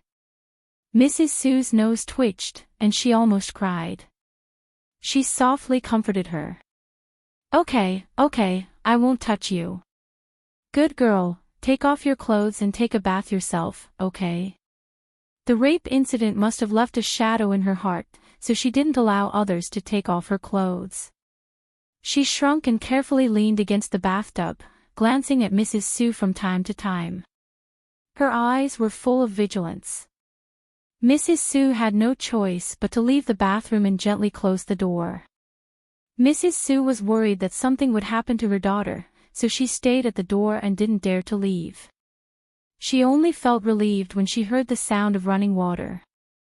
She waited outside for more than an hour before the sound of running water stopped. After another 10 minutes, Su Yunqian still hadn't come out. Mrs. Su panicked and knocked on the door, calling her daughter's name softly, but she didn't hear any response. Mrs. Su's heart tightened. She hurriedly opened the bathroom door and rushed in. She found her daughter wrapped in a bathrobe carelessly with her arms around her shoulders. She was barefooted and curled into a ball in the corner. Yunqian, good girl, go out with Mommy. Mrs. Su tentatively held her wrist. Seeing that she didn't resist, she helped her up from the ground. After returning to the bedroom, her hair was still dripping. Mrs. Su took a towel and dried her hair with a hairdryer. Mrs. Su wanted to apply medicine for her wounds, but she silently protested, unwilling to let Mrs. Su touch her. Mrs. Su could only put the medicine in front of her and let her apply it herself. In front of her mother, Su Yunqian didn't want to apply medicine. She walked straight to the bed and crawled under the quilt, covering herself tightly. She didn't look safe at all. Coming out of her daughter's room, Mrs. Su was physically and mentally exhausted. She walked to the living room with heavy steps. Su Bolin and Su Jin were both there. Su Bolin asked, "How is Yunqian?" Mrs. Su held her forehead with one hand. "She seems to be badly frightened. Even when I touched her, she rejected and screamed." Su Jin frowned. "Dad, Mom, I think it's better to ask a doctor to check on Yunqian." Su Bolin was silent for a moment and said, "Jin, find a trustworthy expert and ask him to check on Yunqian." Mrs. Su thought for a moment and said, "Should we inform the Bailey that Yunqian is back?" Su Jin's face darkened. He said coldly, "Will they still care about Yunqian's life?" Su Bolin's face didn't look good either. He said lightly, "You can't say that. We still have to be polite. Huilan, call the old madam and tell her." "Okay." Mrs. Su immediately took the landline and dialed the Bailey's number. She asked the butler to transfer the call to the old madam's room. When the old madam heard that Su Yunqian was back, she said, "Ba," several times and asked about her current situation with concern. Mrs. Su sighed and said, "Auntie, although Yunqian is back, she's not very clear-headed because of the shock. She can't even recognize her father and brother." The old madam persuaded softly, "Huilan, it's good that she's back. Yunqian is just temporarily frightened and will recover soon. When is it convenient for you? I want to come and see her. Auntie, I appreciate your kindness. But Yunqian is still rejecting outsiders and doesn't let anyone get close to her. I think you should wait until she's better. That's good. Huilan, if you need any help, just tell us. Don't be shy. The old madam also felt guilty about Su Yunqian's kidnapping. She hoped that she could do something to make up for it. After the old madam hung up the phone, she immediately told the good news to the whole family. Everyone was relieved. However, when the old madam mentioned that Su Yunqian was not clear-headed, everyone became worried again. They could only wait for the doctor's diagnosis. Su Jin and contacted a psychiatrist. During the diagnosis, Su Yunqian didn't want anyone to get close to her. She screamed at the psychiatrist and punched and kicked him. In the end, she had no choice but to be injected with a tranquilizer. After the diagnosis, the psychiatrist said that Su Yunqian suffered from acute psychogenic psychosis because of the shock. The typical symptoms were absent-mindedness, impairment of consciousness, depression, anxiety, and other emotions. She might even have hallucinations, sleepwalking, and other symptoms. The psychiatrist also said that her symptoms were serious and recommended hospitalization. The Su family had no other choice but to send Su Yunqian to the hospital. After a few days of psychotherapy and medication, Su Yunqian's mental state improved. Su Bolin and Su Jin and went to visit her. Although she wouldn't communicate with them, she no longer screamed and rejected them. When the old madam heard that Su Yunqian was getting better, she decided to visit her with Bai Jinqiu. In the VIP ward, Su Yunqian was quietly lying on the bed. The wounds on her face had already healed, and she had regained her former beauty. However, her cheeks were a lot thinner, and her complexion wasn't too good either. It was pale and sickly. When everyone entered, she didn't react. She just looked at the ceiling quietly. The old madam sat on her bed and said softly, "Yunqian, I'm Grandma. Do you remember me?" Su Yunqian's eyes moved. She turned to look at her but didn't say anything. "Yunqian, I'm Grandma Bailey. I even held you when you were young." The old madam tentatively held her hand. She didn't struggle. The corners of her lips moved slightly and slowly curled up. Mrs. Su was very excited. "Auntie," Yunqian smiled. "Good girl." The old madam's eyes were filled with tears. She patted the back of Su Yunqian's hand. The old madam told a few more interesting things about her when she was young. She listened quietly with a smile on her face. "Yunqian, have a good rest. Grandma will come to see you in 2 days." Before leaving, the old madam put her hand under the quilt and said softly. Su Yunqian's lips moved. Han. Ever since Su Yunqian called Mrs. Su Mommy when she came home, she hadn't spoken to her. Mrs. Su was very excited when she heard her speak again.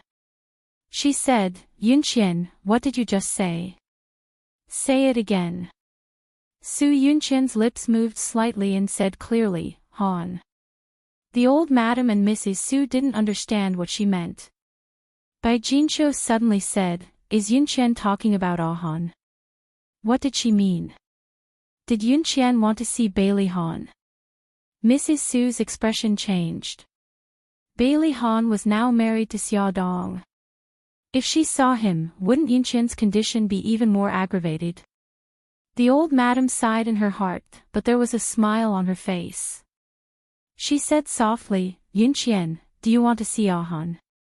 Su Yunqian nodded slightly. The corners of her lips were still curled up slightly, as if she was looking forward to his arrival. Mrs. Su and Bai Jinqiu looked at each other and saw the worry in each other's eyes. Finally, Mrs. Su sighed and said, "Why don't we ask Han to come and see Yunqian?" Although Bai Jinqiu was a little worried, she couldn't refuse Mrs. Su since she asked. Ad. Shinwoo 799.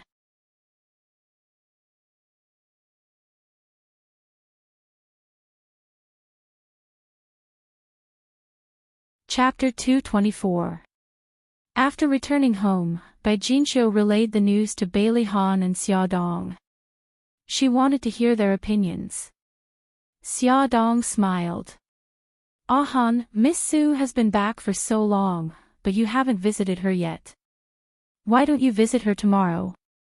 Bailey Han didn't object. The next day, Bailey Han informed Mrs. Su in advance that he was going to visit Su Yunqian. He hoped that Xia Dong would go with him. Xia Dong adjusted his jacket for him and said softly, I'd better not go. I don't want to upset her. He held her hand. I don't want you to misunderstand. She held his hand and smiled. I won't misunderstand. I believe in you. He kissed her cheek and said in a low voice, I won't let you down. When Bailey Han walked into Su Yunqian's ward, she was wearing a white hospital gown.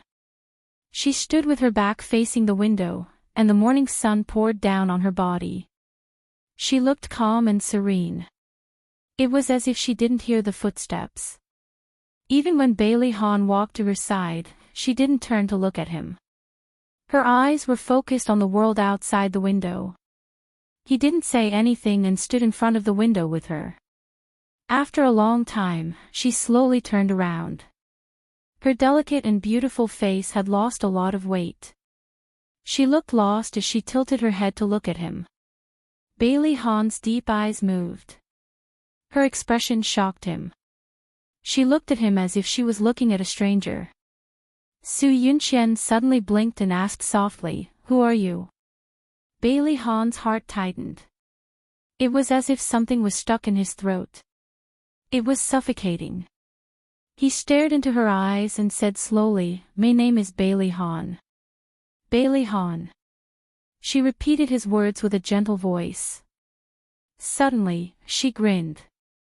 Your name is the same as my boyfriend's. Bailey Han's body stiffened. An inexplicable sadness spread in his heart. But, he doesn't want me anymore. She suddenly covered her face and sobbed sadly. The more she cried, the sadder she became. She slowly squatted down like an abandoned child. She hugged her knees pitifully and curled herself up in a corner. She cried until she was out of breath. He doesn't want me anymore. He won't love me anymore. Bailey Han's eyes were filled with guilt. He reached out his hand to comfort her, but his hand froze in midair. He slowly retracted it and handed her a tissue. She took the tissue and wiped the tears from her face. After wiping her tears, she suddenly seemed like a different person. With a faint smile on her lips, she said softly, Bailey Han, are you here to visit me? If it weren't for her red eyes, Bailey Han would have thought that he was hallucinating. She tilted her head and asked with an innocent smile, Why aren't you saying anything? He pursed his lips. Yes, I'm here to visit you. Su Yunqian's smile grew brighter. Will you come to see me tomorrow? He was silent. She pulled a long face. I'm here every day. It's so boring. Finally, he nodded. I'll come again tomorrow. Thank you. She was like a child, cheering and clapping her hands. But in the next second, she seemed to have forgotten about it. She turned around and looked at the world outside the window. She was as quiet as a statue. Seeing her become like this, Bailey Han felt nothing but guilt in his heart. He said in a low voice, Yunqian, I'm sorry. She turned a deaf ear to him and continued to walk away. He stood there for a while and looked at her back deeply. Finally, he left the ward. Bailey Han's figure appeared at the bottom of the hospital building. Su Yunqian stood in front of the window and watched his back disappear further and further away. There was no expression on her beautiful face. Bailey Han came out of the hospital and drove directly to the company. Xia Dong calculated the time and guessed that he should have arrived at the company. She called him. "Hubby, how's Su Yunqian's condition?" Bailey Han sat behind his desk and rubbed his eyebrows. "Not too good." He briefly explained the situation when they met. Xia Dong frowned. If she guessed correctly, Su Yunqian was showing signs of dissociative identity disorder. Bailey Han paused and said, "I promised her that I would visit her tomorrow." She was stunned and smiled. "Okay. Don't think too much." He just felt guilty and couldn't bear to reject her request. Moreover, he hoped that she would get better soon. Xia Dong smiled. "I understand. Don't worry about me. Go back to work. I won't disturb you." The corners of Bailey Han's lips curled up. "Kiss me." "I don't want to. I'm hanging up. Bye." Xia Dong shook her head in amusement. Su Yunqian's kidnapping case could be said to be a sensation. The media had been paying attention to her whereabouts, so after she returned, the media quickly received the news and quickly dug out that she had a mental problem and was receiving treatment. This attracted everyone's sympathy, and no one made a fuss about her being raped. Because of Su Yunqian's return, the criticism of Bailey's family also weakened. In addition, Xinghao Group and Bailey Group were good at crisis public relations, so the impact of this matter on the group was quickly minimized. Life gradually returned to normal, and Xia Dong began to pick up the little guys to and from school again. However, she didn't expect to meet Mika Keto when she picked up the little guys today. Mika Keto missed Xiao Bao and didn't have the chance to see him, so he waited for him at the school gate. Mika Keto hugged Xiao Bao and the two of them laughed as if there was no one else around. Xia Dong's car stopped by the side of the road, and she saw Mika Keto's tall and handsome figure at a glance. She didn't know how to face him, so she could only sit in the car and hesitate whether to go down to see him. Unexpectedly, Xiao Yi had already seen her car. He walked over steadily and knocked on the window. "Mommy, why aren't you coming down?" Xia Dong opened the car door and got out. She squatted in front of him and whispered, "Xiao Yi, pretend that you didn't see me." Xiao Yi's mouth twitched. "Are you hiding from Mika Keto?" Xia Dong quickly covered his mouth and whispered, "Don't be so loud." Xiao Yi widened his eyes and made a muffled sound.